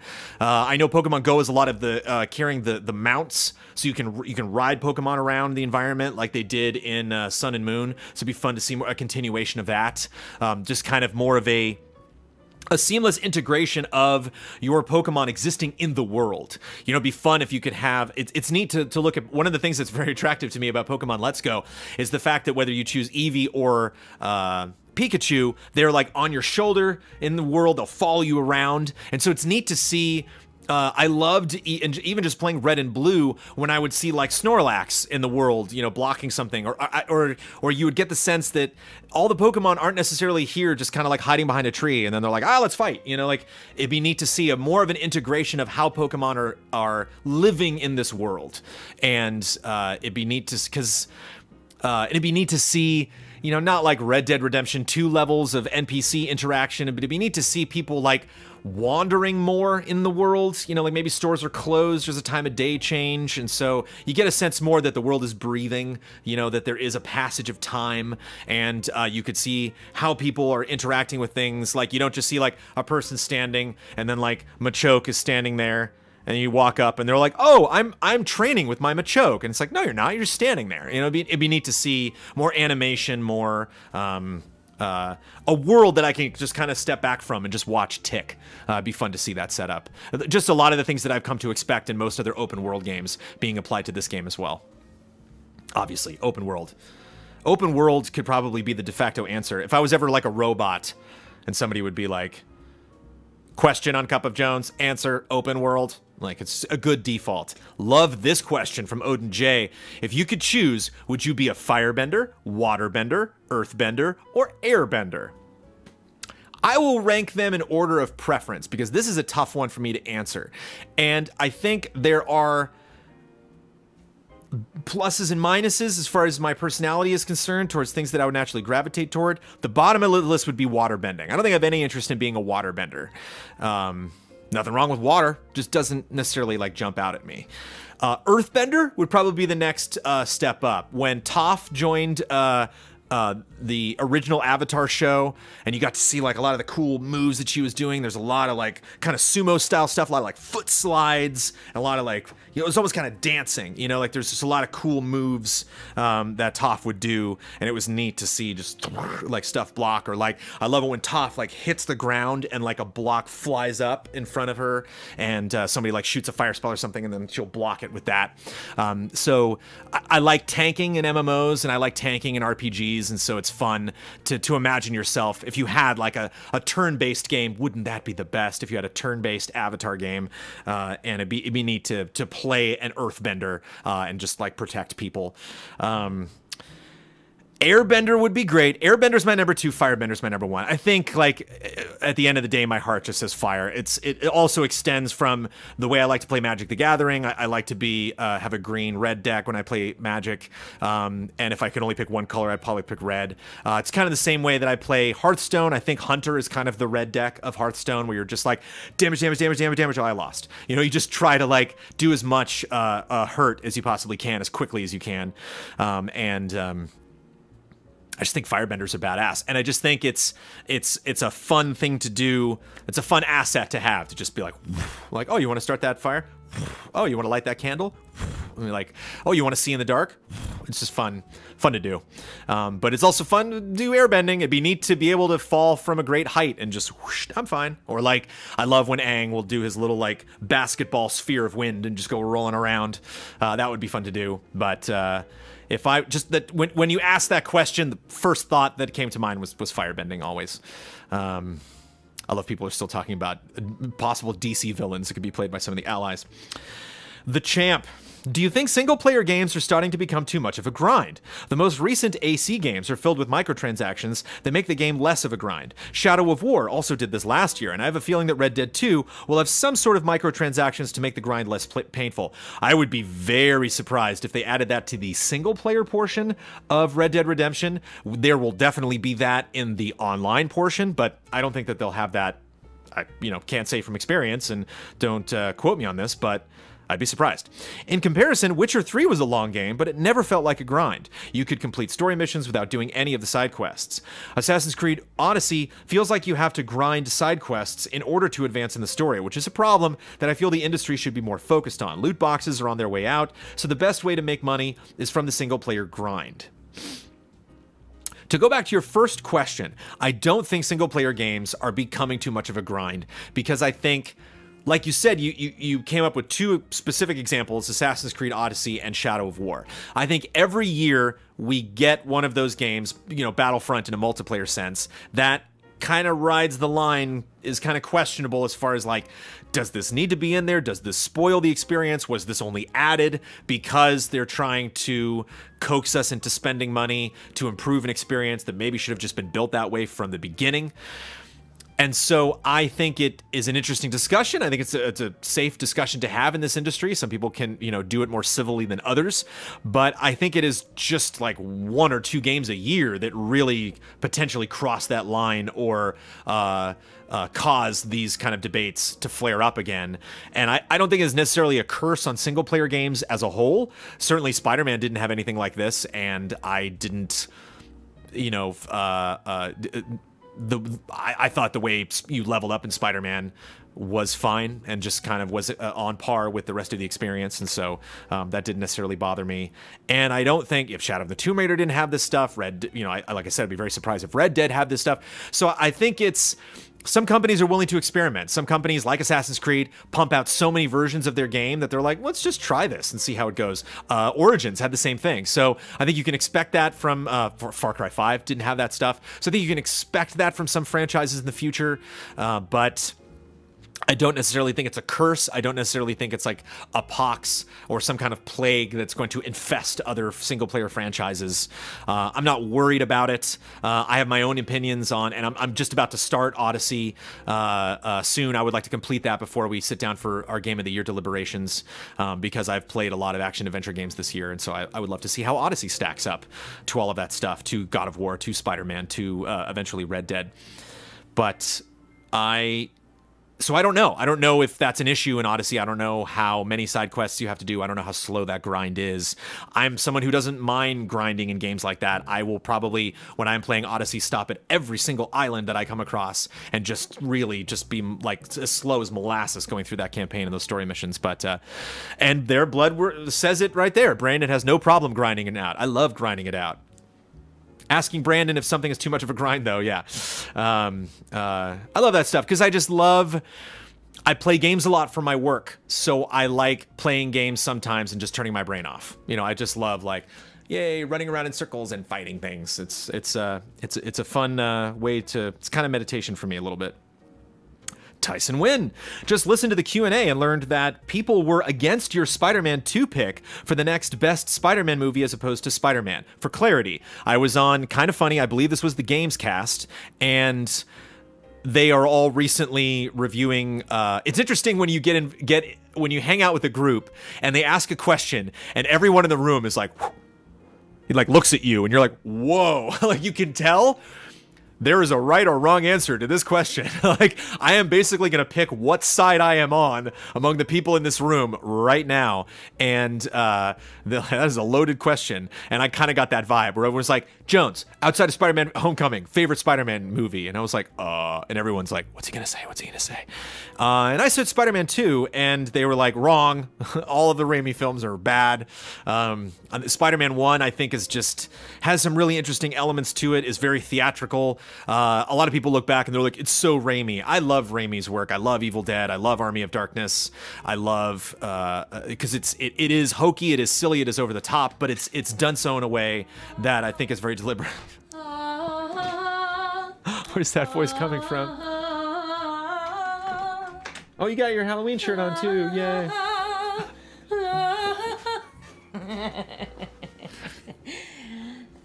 But to wrap up my comment, hold on. Shower. Great. Here, get it. I'm here. I think there's some really strong emotional moments in Spider-Man 2. I think it recently made the rounds on social media where people were remembering and still really moved by when he saves the train. I know there's this silly gif you can see Tobey Maguire like, I don't know if you've seen that image where he's like holding the train and like making a big strained face. It looks like he's making a poop. He probably did. But there's a great moment at the end where you know, they bring him back into the train and his mask is off and he wakes up like, oh crap, and everyone's looking at him and they're like, well, we wanted to help you, and they're all surprised like, oh my gosh, just a kid, you know. And I think that's like a really great. I think there's more of that in Homecoming, which is why I think Homecoming is the best. But I think it's like neat to see New York and their perspective on Spider-Man. And it's like, I think it's so much better than in Spider-Man 1. I hate that moment where he's like, you mess with one of us, you mess with all of us. And you're just like, thank you, extra. Quiet. And I also, I'm super jelly because you saw, was it Red with Molina? You saw Alfred Molina in a really good play that was about art and perceiving art and the value of art and the role of an artist and the life of an artist. And I just think Alfred Molina's portrayal as Doc Ock in that is just really up there as far as one of the really great, honest portrayals. And, oh man, I can't remember her name. But his wife in Spider-Man 2 is a really famous theater actor. She was Picard's love interest in Insurrection. And gone. Sorry, somebody in chat might come up with her name, but she is. Yeah, she's only in Spider-Man 2 for a hot second because she gets shards of glass thrown into her face. But it's terrible. She's a very good actress, and just that whole storyline was very gripping. I get the sense sometimes in like mediocre comic book movies when you get to that point where you like finally get the villain fight and then the villain gets like destroyed and they're like, I have no regrets, or like, what a world, or like, I should have been nice to you, Peter Parker. I thought that moment was just beautiful. Just that image of like Doc Ock just like floating back into the water. I just thought it was a very tragic tale, and even though Raimi's movies can be very silly, it still holds up. Amazing Spider-Man 2 is terrible. Terrible. I think I'd have to go back and watch Amazing Spider-Man 1 to kind of give myself a refresher. I don't remember. I remember it was finally fun to see. You want to come in here? I'm just very short. Is it a problem? At this table. Is it a problem? I'm sorry. Yeah. I feel like. You show up in Cup of Jones, and people are going to want. Here's my answer to that question about which Disney songs are the most iconic. Oh, cool. So, I mean, they're all iconic. That's done intentionally, right? Yeah. So I thought in Frozen, I think a little much too iconic. Too much. So I thought, okay, well, let's just see what are the first ones that I think of. And so, yeah, I mean, part of your world, of course, popped into my head because we were talking about Ariel. Right. Probably the theme from The Beauty and the Beast is pretty iconic. I was thinking Bibbidi Bobbidi Boo, pretty iconic. Although nobody knows all the words, do they? No, hell no. Well, yeah. Are you kidding me? There's probably, right. at least 10 million people on Earth that could just right now do it. Like Supercalifragilisticexpialidocious. Sure. Sure. I have thoughts. I'll bring them up when I answer this question. Because a lot of times people. You've said way more than three. Whole New World is very iconic. I don't know, but the thing is, like, it's like, well, what are your favorite films? So then that, right. like, Once Upon a Dream is iconic. That's from one of my favorite Disney films. So. Right. All right, let's jump ahead to this question. It was the last question. John White, my wife and I got into a friendly argument. A friendly argument. I love that. Between the wife. It's debate. We love friendly. Yeah, good debate. As to which is the most instantly recognizable Disney song. So there's iconic. Oh. So top 3 most recognizable Disney songs. And this is why I'm like, well, we got to get into the terms of what we're talking about here. I think Under the Sea then. I agree. Right. 3 seconds. Yes. That's one of my picks because immediately you're like, oh, I know what that is. I know what that's from. The criteria for the argument was that if played for someone, they would immediately identify it as a Disney song, and they would know exactly which movie it came from. She campaigned for Circle of Life, and like, nah, you're like, oh yeah. Sure. So like that's probably another one too. Ian has been randomly singing that. Sometimes Ian will get a song in his head, and it's just relentless. Like because Ian will be like working on something, and it'll just be like, you're like, you got like, I just got it out of my head, Ian, and then he starts singing it again. I campaigned for A Whole New World, which some Dark Horse how does that start? No, but is there a musical intro? It's that. It's the chorus before he starts singing. Is? Yeah. Maybe I'm just thinking of the Super Nintendo game, but with some Dark Horse contenders being Let It Go, and even something as classic as Under the Sea. I think Under the Sea, of course. Yeah. Then it hit me. I had to run it by Mr. Disney himself. What a compliment. I'm not Mr. Disney. So what would you place in your top 3 most recognizable Disney songs? I wonder how, I mean, to me, when you just talk about iconic, I'm curious if you, like, what's the official Disney song? When You Wish Upon a Star. Yeah, like that's the logo. Like when you see the castle, it's like that's what they're playing. When you walk, yeah. That's, yeah. But they play it when you walk through the castle at Disneyland. Like that is the theme of. It's on the album that was. Don't always play it when you walk through the castle. I think that's the. No. Well, it is played when you walk through there. It's in the loop. But like when I hear it, I'm like, when I think about Disneyland, I think about like all of the Daisy, Daisy, give me your answer, do. That's Main Street. I know, but that's what I think of. When I think of Disney, I think of all those songs. Disneyland. When I think of Disneyland, I think of you. No, I'm just kidding. Stop it. I did it for the attention. So yeah, I would say When You Wish Upon a Star, Circle of Life, and Under the Sea. I think it would probably be Under the Sea first, though. How does? Well, yeah. Like I know the intro to Let It Go now. I'm sure Let It Go. Yeah, if you're a snow glows white on the mountain tonight. But that's not the intro. That's not the first like 5 seconds. seconds. To be seen. It's like somebody else sing it. Yeah. That's the intro. I mean, yeah, but that's very recognizable. But it's interesting, Yeah. and it's there's a fun game that I used to play with friends What about the where dance? you're like you try to see how fast you can switch between the Indiana Jones theme, the Superman theme, and the Star Wars theme. Do it. I can't. And I'm hosting a show right now, and it's hard. You know, it's like there's a lot of stuff going. My wife is sitting next to me. There's a lot of distractions right now. That's two. But it's what? 2 distractions. You're a big distraction. But it's interesting because each of those things has an intro that's not the theme. So like Star Wars, Indiana Jones, bum ba bum bum ba, Star Wars, right. Those are the 3 themes, but that's not how any of those songs start. Star Wars starts dun, dun, dun, dun, dun. Superman starts like it's kind of like Indy, where you have like Indy starts bum ba bum bum, and Superman is dun dun dun dun dun. Right. Dun, dun. So it's like, again, when you talk about recognizable, you're talking about that first 5 seconds. And what cracks me up, I've mentioned this before on Cup of Jones, and you noticed this the last time we saw Williams at the Bowl. Yeah. No one knows it's Indy. There's only like 2% of the crowd when they just go, bum, ba-da-bum. Everyone's like, oh, what's this? And then like everyone's just kind of in the dark for like 10 seconds, and then bum, ba-da-bum, like, oh, it's Indy. Whereas like I'm that one nerd that's like, yay! Like, Indy. So I just want to. So recognizable versus iconic, I think, are 2 different debates. I want to give a shout out to the rooster from Robin Hood. Every town has its ups and... No, wait, what does he sing? That's not it. Does he sing that? In the jail. But then he sings a little song. It's been a while since I've seen Robin Hood. He whistles something. Has its ups and downs. Oh, and it's good that you're here for this, because we can talk about the next one. Number the downs, but not in Nottingham. Do you want my hot take that you don't need? Or is it doodly doo doo doo doo? No, that's the hamster dance. Yeah, what? I was like, good joke, Amanda, but you were serious for a second there. But isn't there? But there's something like that. This episode's gonna be so long. Robin Hood. Do you want my dumb hot take that you don't need?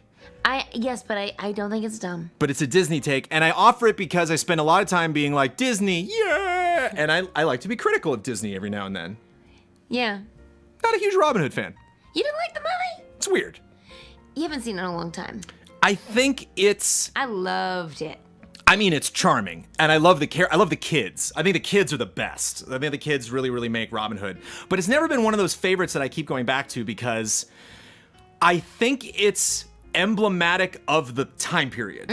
I think at the time that they produced Robin Hood, a lot of the creators were fans of that type of music. Yeah. Like, what would you call it? Like blues or like No. kind of like a kind of a southern like 60s style Disney movie.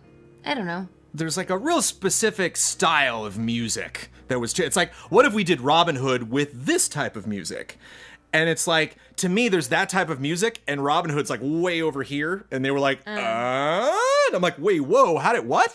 Like you might as well make Robin Hood a Western, or like. It is.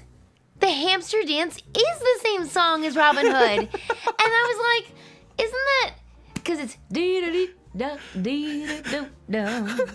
but he doesn't It's been a long time since dee-da-dee-da-do. No, yeah. That's only Amanda Troop says. So. Anyway, I think of Robin Hood as like, you could... Oh, golly, what a day. Yeah. There it is. Thank you. Okay. I think it's a weird... Every time I see Robin Hood, I'm like, why my was this gosh. type of music chosen for Robin Hood? It's just so weird. It's kind of how I feel like Robin Hood Frozen let us run through the forest. It's not the hamster song. Oodle-lally, golly, what a day. picking up the field mice and bopping them on the head. So anyway, yeah, that's my stupid, unwarranted, not needed, free to reject hot take on Robin Hood. There you go. Rejected. because I don't only want to say positive things about Disney a lot, but here's another opportunity to say something positive or negative about a Disney product. Okay. That was not always a Disney product. Matt Kurlowski, been dying to know your thoughts on Solo, a Star Wars story. What'd you think of the movie? Did you like it more or less than The Last Jedi? I liked it more. I liked it Are you more. happy with the direction Disney is going now? Sure. I don't know what direction that is. It's confusing. Yeah, I want that Obi-Wan movie. Some things specifically well, also, to touch like, on. what's up with the one, the Force, now whatever, the one that we just got, The Last Jedi? What? Like, if that's the direction, no. We can get it. That's a whole different topic. Okay, some things specifically to touch on. And I would say you saw this before I did. You did. I did. I saw it with my dad. Some things specifically to touch on. Alden Ehrenreich, I guess. Ehrenreich is Han Solo. Okay. I think he was fine. No, I think that's Alden Ehrenreich? Ehrenreich, yeah. I thought he was okay. I liked him. A lot of people were like, he wasn't Harrison Ford enough. And it's like... Nobody's Harrison Ford. No, there are. There's like one guy who does a really amazing Harrison Ford impression, and everyone's like, they should have gotten him. And it's well, he could also be a bad actor. We don't know. Is it you? No. I got too much gray hair to be like Han Solo. Yeah. Young Han Solo doesn't have gray hair. No. Also, the curls. I couldn't pull those curls off. When you were young. Thanks, I appreciate it. This isn't about me. This is about Han Solo. I thought he was fine. I think Donald Glover at Lando was fantastic, amazing. Yeah. I thought some of the moments with Lando were like downright silly, and I wouldn't have necessarily gone that far with his humor. But I thought I don't think Donald Glover, given what he was given, I don't think could have done a better job. Kira, she's fine. I liked her. But I like her. Khaleesi? Anyway. Yeah, she was cool. So. And what's the robot that I liked? The revolutionary robot? Favorite character. LT or something? L7 or something? Oh boy. Yep. But chat, tell us. Yeah, Chewbacca was good. Yeah, Chewbacca was great. Chewbacca might have been my favorite out of all of the cast members. Yeah. Chewbacca kind of was probably one of the characters I thought. L337. L3, just L3, because it's elite. L3, correct. Yeah, there were some L3 moments that were hokey, but Chewbacca was pretty great throughout. I love the part where Chewbacca is just fighting a bunch of people, and Han's like, "We gotta go." Chewbacca's like, "Screw that, man! I'm gonna go beat up these other people." It's like, thank you. It's like, how are you gonna stop Chewbacca from doing something? The surprise cameo, whatever. The surprise cameo is just kind of whom? What? Don't say it. I mean, spoiler, but Whisper to me. You know What cameo? The character that you were like, oh, that person's in this movie? Okay. That was in other Star Trek or Star Wars stuff. I don't even, whatever, it's fine. Exactly. Fine, but whatever. Origin of the Solo name, whatever. I didn't hate it. I didn't hate it. I wish it was kind of taught, because people were like, well, they just threw that out there. I kind of wish they threw it out there a little bit more. I kind of wish it was like an aside. And I think that's kind of one of the things that I found myself, my overall review of Solo is that I smiled despite myself. Like that there were moments where I was like, this is ridiculous. You know, like where Amanda would look at me and nudge me, and I'd be like smiling, and I'm like, yeah, that's great. I really liked it. It reminded me a lot of the Star Trek reboot, in that you could kind of see how these events were taking place that were bringing these characters together. And so every time a Kirk gets on the ship and there's Bones, and you're like, oh, there we go. And like, when you say Star Trek reboot, you mean the movies. I mean the movie, yeah. You don't mean Discovery. That's not a reboot. That's just a. I don't think that's a reboot. Yeah, that's just part of another the continuing.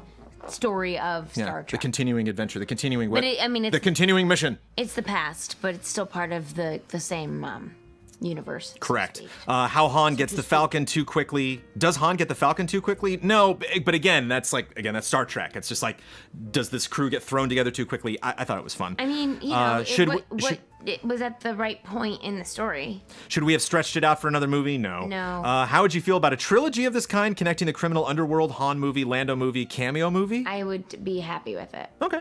I would also be happy with other things, if they're just jumping onto another story. It's like popcorn. It's good. Yeah, I'll always have a little more. Well, you like popcorn. Personally, this is probably my favorite of the new movies, but if The Last Jedi didn't exist, it would probably still be Force Awakens. So there you go. I'm glad you were on. Force Awakens was good. The Last Jedi was less good. James Kennedy. That was diplomatic of you. Yeah. Can I read this one? Sure. James Kennedy. Generally speaking, people hate to feel like they are on the outside. I think that's why when your own personal experience of the game is at odds with the general consensus, it can be so maddening. If the humor doesn't sync with you, or you are done with the 16-bit throwback aesthetic, Undertale is probably that game for you. Or if you aren't a fan of an ambiguity in your storytelling and you don't want your games to push back too forcefully, the Souls series is going to give you that effect. Or maybe you are one of the poor souls that didn't find the majority of the shrines in Breath of the Wild particularly engaging and felt like that version of Hyrule was empty and barren. Either way, these are a few examples of games that got so much praise during their moment in the spotlight that it was hard to escape the zeitgeist. I was wondering if you could give us some examples of crazy pill games that you have encountered. I feel like I'm taking crazy pills. If there's anything that sticks out as being particularly egregious in your mind, or are you able to separate yourself from these base emotions? Like, so the interpretation being, was there some game that came out that you're supposed to have liked that you didn't Everybody like? liked that you didn't like. Sure, of course. Mine is Stardew Valley. I always come back to Stardew Valley. But I don't know if I would say something as like egregious, where I'm like, egregious to me sounds like none of you should like this. Stardew Valley just confuses me because I should like it. You know, I should. I love Harvest Moon. I love the growing stuff in No Man's Sky, builders. Like I love these games where you cultivate a thing and watch it grow. And I have retried Stardew Valley twice, and I get so bored. I'm just kind of like, the game is moving so slow. And I think you get to a point where you just get bit by that game and you're like, I am so obsessed with this town, with my friendships, with my relationships, starting a family and raising this farm, and I just don't get there yet. Minecraft, another example of building things, and Zoolander, says Uzi Suicide, nice. Yeah. From what I hear, certain people didn't care for Last Guardian. It's definitely polarizing. But I think that's one of the things that I love about Easy Allies is that us demonstrating those examples of coexistence, that we have those opinions about things, some of us like stuff that other people don't like. Yeah. And I mean, if everybody likes the same things, that's not very interesting. Yeah. It's more fun when some people like one thing and then they can explain why they like it, and you can learn something about why they like it, and then in exchange they'll ask you what you like and you can talk about what you like, and then you learn about, it's a learning thing. So even though I have not made time for Stardew Valley, I love other people's love of Stardew Valley. I love hearing, reading about people that are obsessed with it. That was just announced for mobile, and a lot of people are like, "Oh God, like, why are you doing this to me? I could take that game anywhere now." No, you know what? I don't think I'm into Stardew Valley because I don't. Oh, Zoolander was just a call out for the crazy pill reference. I don't know. Zoolander is also a polarizing film. Kyle Bossman, when I told him I loved Zoolander, was like, "Really, Jones?" I'm like, "Yeah, what's wrong with Zoolander? Love Zoolander." It's an okay film. It's funny. But can I finish my thought? No. Yeah. So what I was saying was that Stardew Valley isn't appealing to me because it seems like a lot of chores. And I don't need more to-dos on my schedule. Every once in a while I get into a little game like the Animal Crossing on my phone, and I'll play it a little bit, and then it starts to become work, and then I'm done. Well, I mean, Builders is work. Yeah, and that's why I like the quest modes where it's like you build this and then you get the thing, as opposed to the free play online. It's like, well, right. I'll go in there for a minute and then be like, what am I even doing? Yeah, Terra Incognita. Terra Incognita. That mode, yeah. All right, I should probably get going. Well, okay. Mm-hmm. Let me see if there's other... The one thing that, like, if people say to me, oh, I don't like Harry Potter, or I liked the movies but not the books, that one is a little bit hard for me to go, okay, tell me why. I'm open. Explain your position, because that tends to that one's hard for me. Can I tell you one too that does get to me a little bit? And it's not necessarily the fact that people don't like it, but it's like the attitude what they have, and this just piggybacks right on top of the question that we had before. A lot of people are like done with Star Wars. Like I hear that from a lot of people. They're like, you know what? I just don't care anymore. And like, if someone doesn't like something, I think that's, I'll debate that. I'll be like, oh, okay, I want to hear what you didn't like. I'm excited about hearing your negative opinion of this thing because it's going to challenge my opinion. It's going to help me, either I'm going to kind of agree with you a little bit, or it's going to help solidify my take on something. But I hate when someone's like, I don't care about this thing. And you're like, cool story, bro. Like, it's like, then just don't watch it, Like, it's funny when people like publicly come out and they're like, this is not something I'm interested in. And you're like, all right, Yeah, it's cool. Like, there's something really easy you can do if you're tired of, if you think Star Wars is oversaturated, just walk away. Well, they want to. They want to debate. I think. Yeah. I think that there's always inherent in that the need for someone to be like, I don't understand why. You know, because I think it's this craving that we have for understanding. I think if someone says, I don't like this thing, they're looking in a certain sense, even if they won't say it, to understand why they don't like it. Why do you like it so much and I don't like this thing? It's confusing. And I think that must be tapped into our deeper human needs to be understood. You know, I prefer Star Trek. Yeah. And you prefer Star Wars. And knowing you as well as I do now, it makes sense. It makes sense. but what if that was it? And I just said, I like Star Trek. I don't know why you like Star Wars. Right. You know, where would that get us? But I think there's a part of me that needs to understand why you like Star Wars, but there's a part of me that wants you to understand why I like Star Trek. I do. Well, I know we do. Because you're schmat. I'm saying overall You're as a overarching thing. And I like puppets. So I like Star And I need Wars. to understand why. Not a lot of Star Trek puppets. Well, Of have note. you even looked? Ask Troop about the Easy A Hogwarts house? Have I even looked? That's not a comeback. If I say there's not a lot of puppets in Star Wars and you can't name one puppet In Star Trek. in Star Trek, sorry. I thought you meant like puppets. I can name one puppet in Star Trek. I thought you meant puppets of Star Trek characters, like like toys. Like special puppets. effects done in a Star Trek film or television show Yeah, there's not that a lot were of, produced by puppets. Not many puppets. Do you know what the puppet I'm thinking of? Though? There were several of them. The Many at a time. The Tribbles. Yeah. Um. Ewoks were not puppets. So they were not. Did you know that Vern Troyer passed away? Yeah. That was a while ago. Very sad. Yeah. What's this Easy A Hogwarts house? I don't know. Well, clarification, and then I'm gonna go. On Is it a Hogwarts house? yeah, what about it? I don't know. I don't remember. I don't know. Did you get sorted? Oh yeah. Yes. Okay. Oh, somebody said Easy Allies is like Hufflepuff. Easy Allies is like Hufflepuff. Okay. There you go. There you yeah. go. Yeah. Because we're inclusive and we're just like, yeah, everybody come in. Let's have a great time. Yeah. Yeah. Yeah. And you eat food, a lot of candy, and We do eat like food. that's very. We do eat food. But like Hufflepuff house is by the kitchen, which is sweet. I'm a Ravenclaw. Is there some secret entrance into the kitchen from the Hufflepuff common room? No, it's just nearby. We need to get in that But- common room. Well, you just We go, need to get you in go up there. and I believe you have to tickle the plums. Have we? There's a fruit situation. I think you tickle the plums, and then the portrait opens. This is And a you're in the kitchen. PG stream right now, Amanda. We're not talking about tickling plums, okay?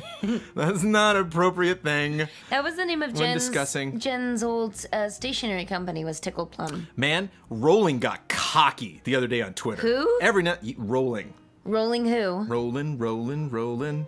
Talking about J.K. Rowling. Oh, Rowling.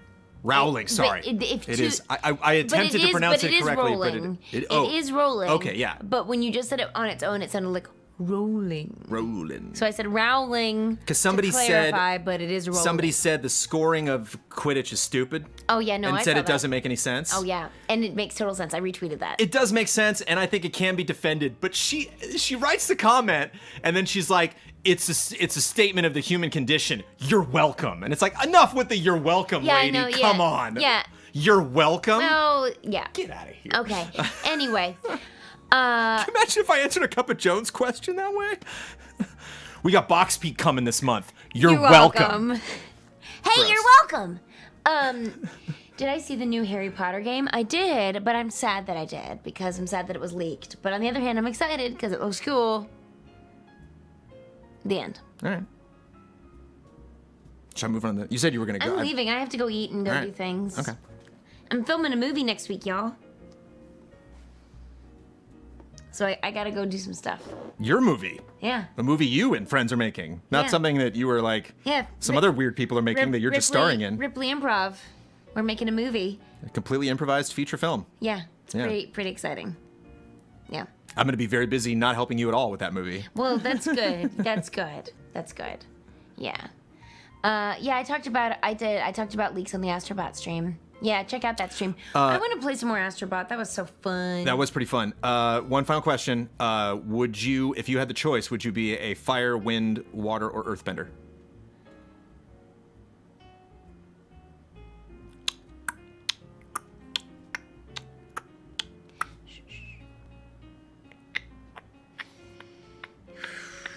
If you're too silent for a long time, we get flagged for the music. So just trying to Oh, I see. create some kind of obstruction, so it's well- not just the music running this thing. Yeah, it's tricky. So can I talk about the different points that I'm debating here? So airbending, obviously, you get to fly, which is great. Kinda. You get to elevate a little bit. You get to fly, essentially. And with air, you can manipulate water and fire, which is also great. You can't really do too much except for like with dust. You know, you're not going to be blowing over mountains or anything. Earthbending is handy. Firebending, theoretically, you could do a lot of stuff with firebending, but it would take, like, you have to be careful for damage and expenses. And waterbending is neat. So airbending. Oh, cool. I would be a firebender. Oh, So, really? Yeah. Wouldn't we be a pair? I'd fan your No, flames. no. I'd stoke them. No.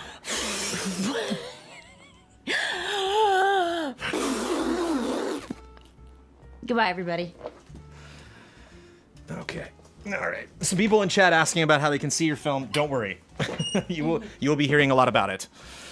That one you will not be want for information on the film that my wife is producing. We're gonna try to get it into Sundance and stuff, and so there's a little bit of a lengthy timeline on the release situation, but yeah, there'll be updates. Man.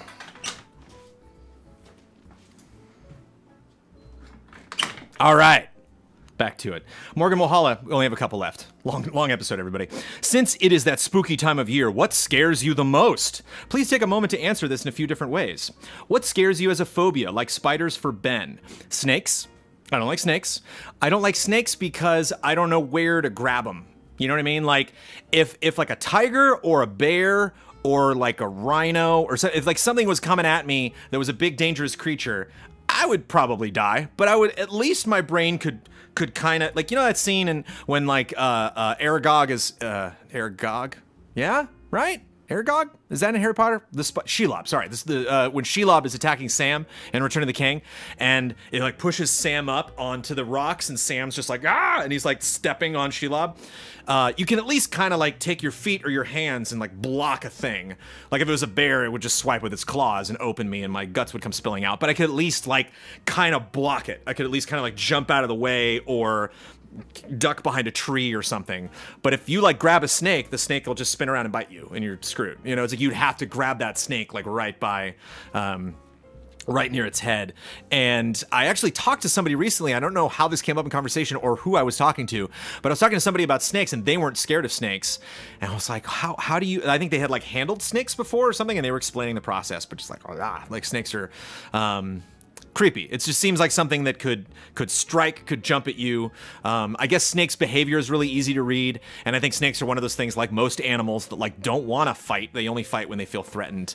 But snakes. That's not my Indiana Jones fandom coming out. I legitimately think snakes are super creepy, but nothing in the world scares me more than dark water. That scares me in video games, that scares me in real life. The concept of being in a large body of water that is completely pitch black, that I cannot see the bottom of, that I do not know how deep it is, and most specifically, I do not know what is in it. And I think one of my most terrifying nightmares that I could imagine is being alone in the middle of the ocean with no land in sight, and I'm just floating there, and I feel something drift past my leg. That's probably about as terrified as I could possibly be as a human being. What is a fear that you hope is never realized, but you worry that you may have to face someday? Having children. Professional shortcomings, loss of a pet or loved one, dreams deferred, civil unrest. No, What is a fear you hope is never realized? I hope Sophie lives forever. Yeah, you said loss of a pet or loved one. I have lost friends and loved ones before.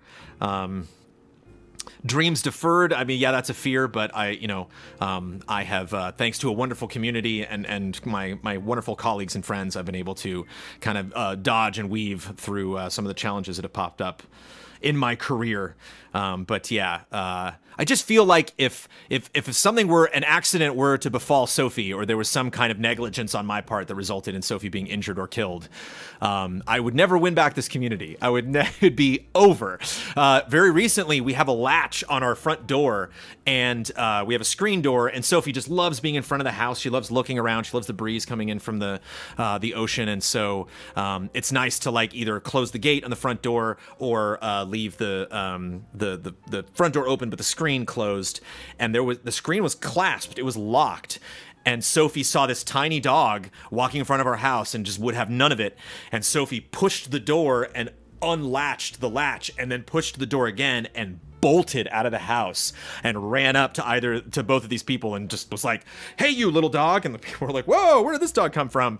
And they were extremely nice. I came out and was like, "No, Sophie," and called her back and walked up to them. And I'm like, "I'm so sorry. Is the dog okay? I apologize. She just, managed to sneak her way out of the house." And so, sorry, Sophie, we are we're either get a new latch on that screen door or you have lost your screen door privileges. But just the idea of Sophie doing that, just seeing a dog across the street and being like, "I'm going to go attack that dog," and then bolting across the street right as a car comes by. Spoilers, the thing that brushed Brandon's leg is an otter? Says Daniel Bloodworth in chat. It doesn't matter, Blood. Otters are adorable, but if I don't know what it is, it's terrifying. It's that uncertainty. I'm not on home turf, man. I'm on the oceanic mammal / fish turf. But yeah, there you go. Not only losing Sophie and the pain of losing, a friend that I deeply, deeply care about, but boy, people would be mad at me. PKFC, where do you rank the Adam West Batman? I'm curious, what are the terms of the rank? Over like best Batman or just the story in general. Personally, that's all I'd want out of a Batman. No need for dark, gritty, blah, blah, blah. Reminds me about the Spider-Man reboot and being upset that they have to kill Uncle Ben again and every new Batman has to kill his parents again, too, so it's hard for me to be interested in a new Batman interpretation. One thing that's great, actually, as long as we're talking about Adam West, I saw them on Amazon. I don't know if they're still up there, but you can go to Amazon Prime and you can get the final two movies that Adam West was in, where he reprised the role of Batman for an animated feature. Julie Newmar, I believe, is in both of them. Burt Ward plays Robin in both of them, and then I think everybody else is new actors, but it was fun to see the Adam West 60s Batman in like action sequences, like jumping away from like an actual explosion and not just like sound effects or a silly combat sequence or them just like, they did the bit where they're like scaling up the building. But Adam West was actually my introduction to Batman. I think that was, if not the first time I ever saw Batman, the first time I ever really appreciated it. And I watched the Adam West series. I didn't laugh at it. I didn't think it was a comedy. I thought it was just a legit awesome action show. And it wasn't until later that I like looked back on it and I was like, oh, that was kind of a farce. That was kind of a jovial, comedic look at this world and these villains and this ongoing trial of this character, this punished character having to right all of these wrongs done by all of these wacky, clownish characters. And so I love it. I love going back to it. And I think while it's not like my preferred Batman, I actually, my personal Batman, the way I think that story would play out, I haven't really seen reflected in any of the, and more in stuff that has been done in comics than has been done in television and film. But I still love Batman's place love Adam West's place in the history of Batman, and definitely think that there is a case for doing kind of a campy take on the character and having more comedic elements. It'd be fun to play like an Arkham Knight-ish game, but with that Batman, and just explore that world, and have that Commissioner Gordon and Cesar Romero's Joker, and I'd get a big kick out of that. Have a combat system where it literally says like bamf, pow. John White. Oh no, then there was our Disney thing. So yeah, it's time for editorial. Ba-boom. Let's wrap this up. Let's keep this Cup of Jones under 3 hours before we go. Probably the same experience with me and Batman. Jones and I are in the same-ish age. Oh, nice. Yeah, BKFC. There you are.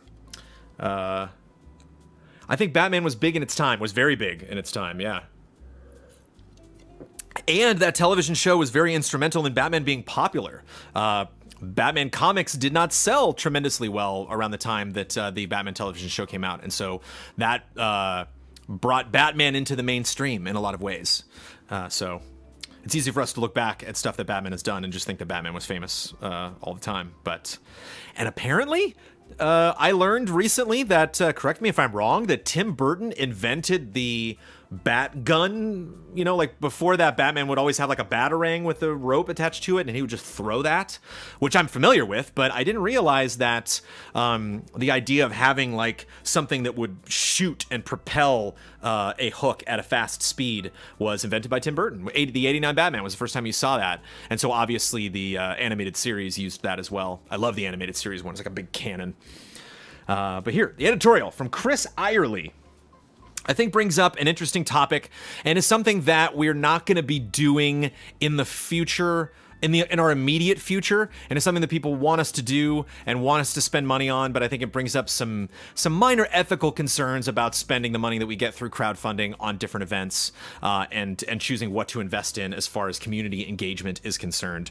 Chris Eyerly, currently how Easy Allies is set up and run is that different tier goals are set and you ask people to become patrons to fund you guys to create content. The funding received determines what content gets created. Also, the higher the pledge, the more benefit that person receives.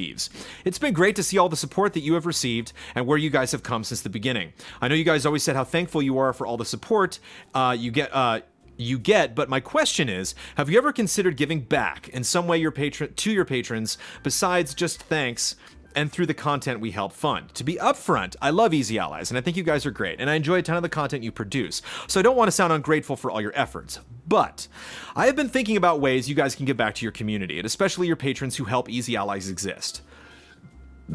Excuse me. Lately, an idea I have had is holding an event that is exclusive for your patrons. One such event I thought of is to have EZA host a dinner party for their patrons, either annually or semi-annually. The dinner party could be similar in format to past Easy Allies meetups, where a large room would be used for everyone to gather in. But instead of just having anyone and everyone show up, you create a sign-up list for your patrons to reserve their spot, and then they sign in once they arrive. To be a bit easier to manage and more likely more budget-friendly, perhaps make this a pizza party where everybody can self-serve themselves. During this exclusive meetup, perhaps some fun games or interactions could happen like at previous meetups, but some business elements could be incorporated as well, such as giving updates on future and current productions, giving feedback from the patrons about where they would like to see things go in the future for EZA, open mic, Q&A, etc. I know that there would need to be a limit to how many patrons could come. Not all of your patrons are local, so traveling to the event may not be feasible for them, let alone trying to budget for over 8,000 people. Not sure if this is something you've thought about doing before in the past, but personally speaking, I think this would be a way that Easy Allies can not only give back more to its Patreon community, but also engage more with their patrons in a more personal manner that wouldn't necessarily break the bank. Granted, I don't have your financials in front of me, but based on my knowledge, off the top of my head, the idea wouldn't be a huge financial cost, and show greater appreciation and thanks for all the patrons' financial support. Yeah, Ulf-Chan brings up an interesting point right off the bat, where he says, can't make it, I live on a different continent. And I think that's where I want to begin to answer this, is that one of the issues that we've had with events, and I think our two biggest events that we've done previously in the past, is obviously our concert, our celebration of our anniversary at the end of every March, and our meetup that used to be around PSX that we will not be doing this year in December, that we will be looking in the early part of 2019 to possibly do a replacement for that and have our own special event. And so maybe this can be indicative of that, maybe some kind of celebration of us getting a studio or celebration of just kind of moving into this new era of Easy Allies. One of the major issues, though, is you have a lot of people giving us money, and even if we had this at a specific tier, so it was explained and made transparent to our community that these people are paying to be a part of this, and we're putting this list together from people that, much like people that are allowed to answer on the Q&A or have their names read on our podcast or be involved in the showcase or involved in the Blood Pact or involved in reaction shots, that we have these financial goals that are specifically set there so people know what they are getting into. All that in mind, there's still a bit of a resentment as far as from people who are just unable to participate no matter what. They're like, it doesn't matter how much I make, it doesn't matter how much I can contribute to Easy Allies, I just can't afford to fly, I can't afford to travel, I live in another country, I just can't be there. And so I see all of you having fun, I see a channel being made for some an avenue, you know, being created for some allies to be a part of an experience that I will never be a part of, and so therefore I just kind of don't care. Like, it would serve such a small section of our community, and unlike the showcase, unlike the Q&A, you know, unlike things that we produce that then can be enjoyed by so many other people, even just the idea of people sending us gifts and stuff like that that we open on the group stream.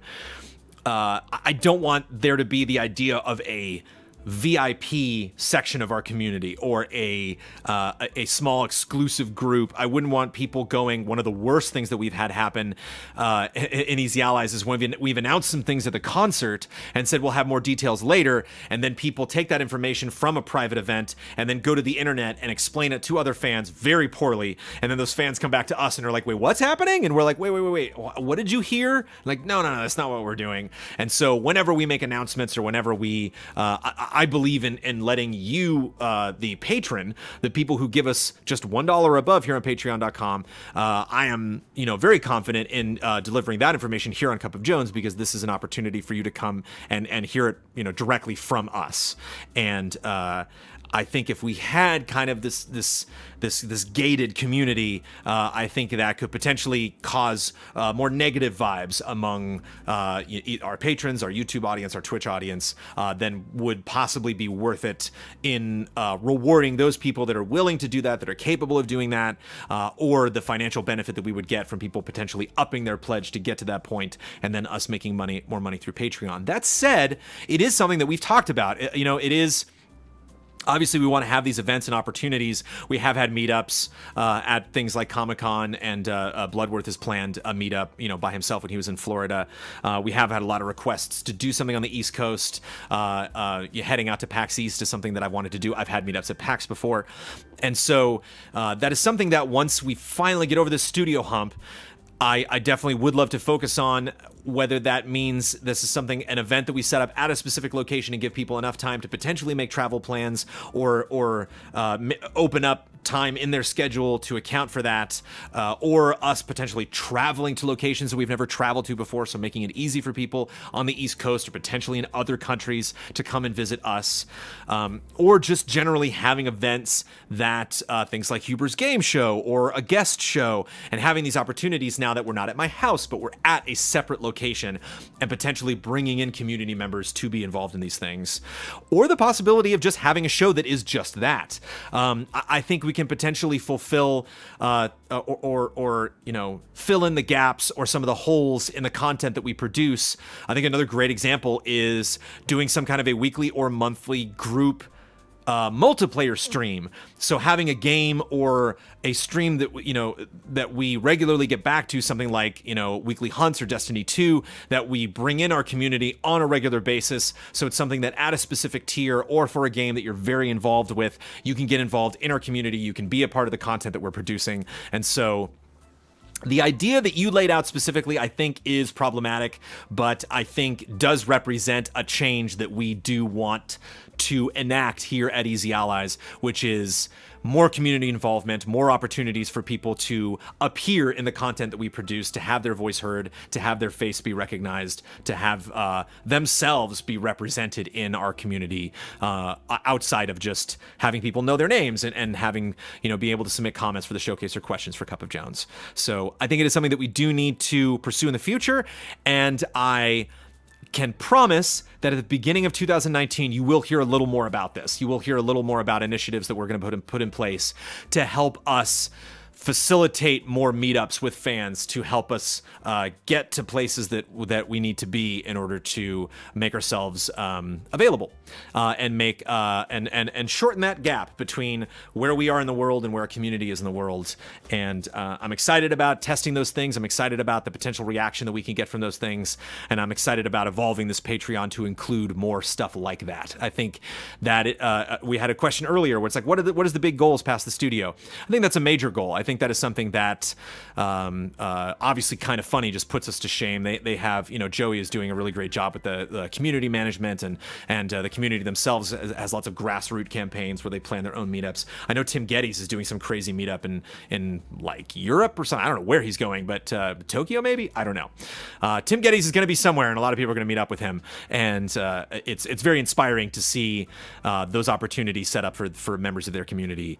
And I want to meet all of you. It's honestly one of the best parts of this job. It's one of the easiest parts of this job is opening up those lines of communication when we do get those opportunities to actually shake hands and actually meet each other in person, to have a voice, to have a face, to have a personality added to some of these names that are just second nature to me now. I see so many of you return to every episode of Cup of Jones. I think almost every single name that I see in chat right now I recognize and feel deeply for, but it's so great to know who you are as a person. And I think this relationship, this crazy thing, this crazy family that we've built here at Easy Allies becomes so much more than what it is when those things happen. I still prefer Hufflepuff EZA, Abstract Jazz says.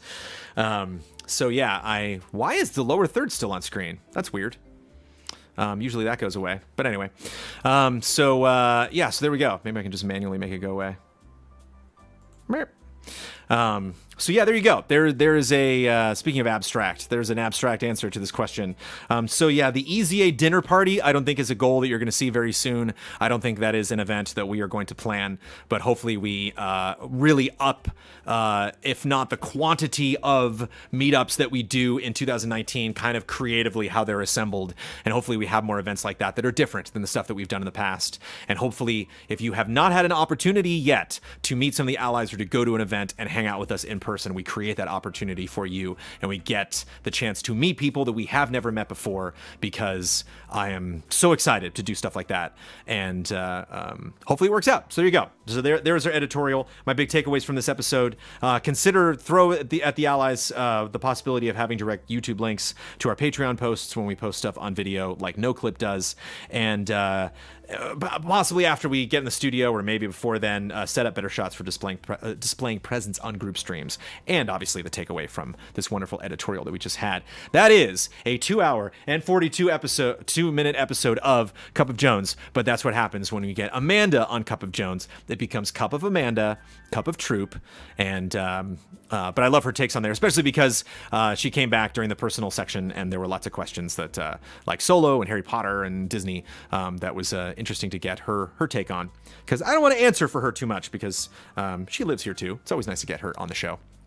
So there you go. Again, tonight, 9 p.m. Pacific time, I will be on twitch.tv/EasyAllies playing Far Cry 5, the third DLC, which is called Living Dead Zombies, I believe. And next Tuesday, we're playing Blackout. There's going to be some fun features again, as I mentioned before, coming up, and some more fun announcements. Box Peak is coming. You're going to get I can't wait to see episode 2 of Box Peak. I have not seen it yet. Maybe I can demand, as editor-in-chief, I'll be like, Bossman, I want to see part 2 right now. But yeah, more exciting stuff. Again, I want to show up with that exciting studio announcement, but so much of that is out of our hands right now. I don't want to be a broken record there, but as a patron of Easy Allies, as somebody who's financially supporting us, you deserve to just even get that update. And I'm going to press our real estate agent and kind of start to get creative and think of, is there stuff that we can do to present ourselves in a better light financially? We're a very young company, and a lot of landlords can be like, that's a warning sign. And is there a way, more work that we can be doing to expedite this process, so that I have more exciting updates to give you, and there's more. We can continue that conversation in a more productive manner. I'm going to corner the real estate agent and use my firebending skills to to light a fire under them to pick up the pace of these things. But really great questions, really great conversations that need to be had about Easy Allies, and really great constructive criticism about how we can improve our content, and fun stuff that we can do not only for the studio, but after the studio and looking into the year, because this year is wrapping up. We only got 2 more months left after October is over. And I feel like the next couple weeks are just going to go by in a blink, because there's a lot of fun, exciting projects that I'm working on, some stuff that I'm waiting for, games that I want to play right now.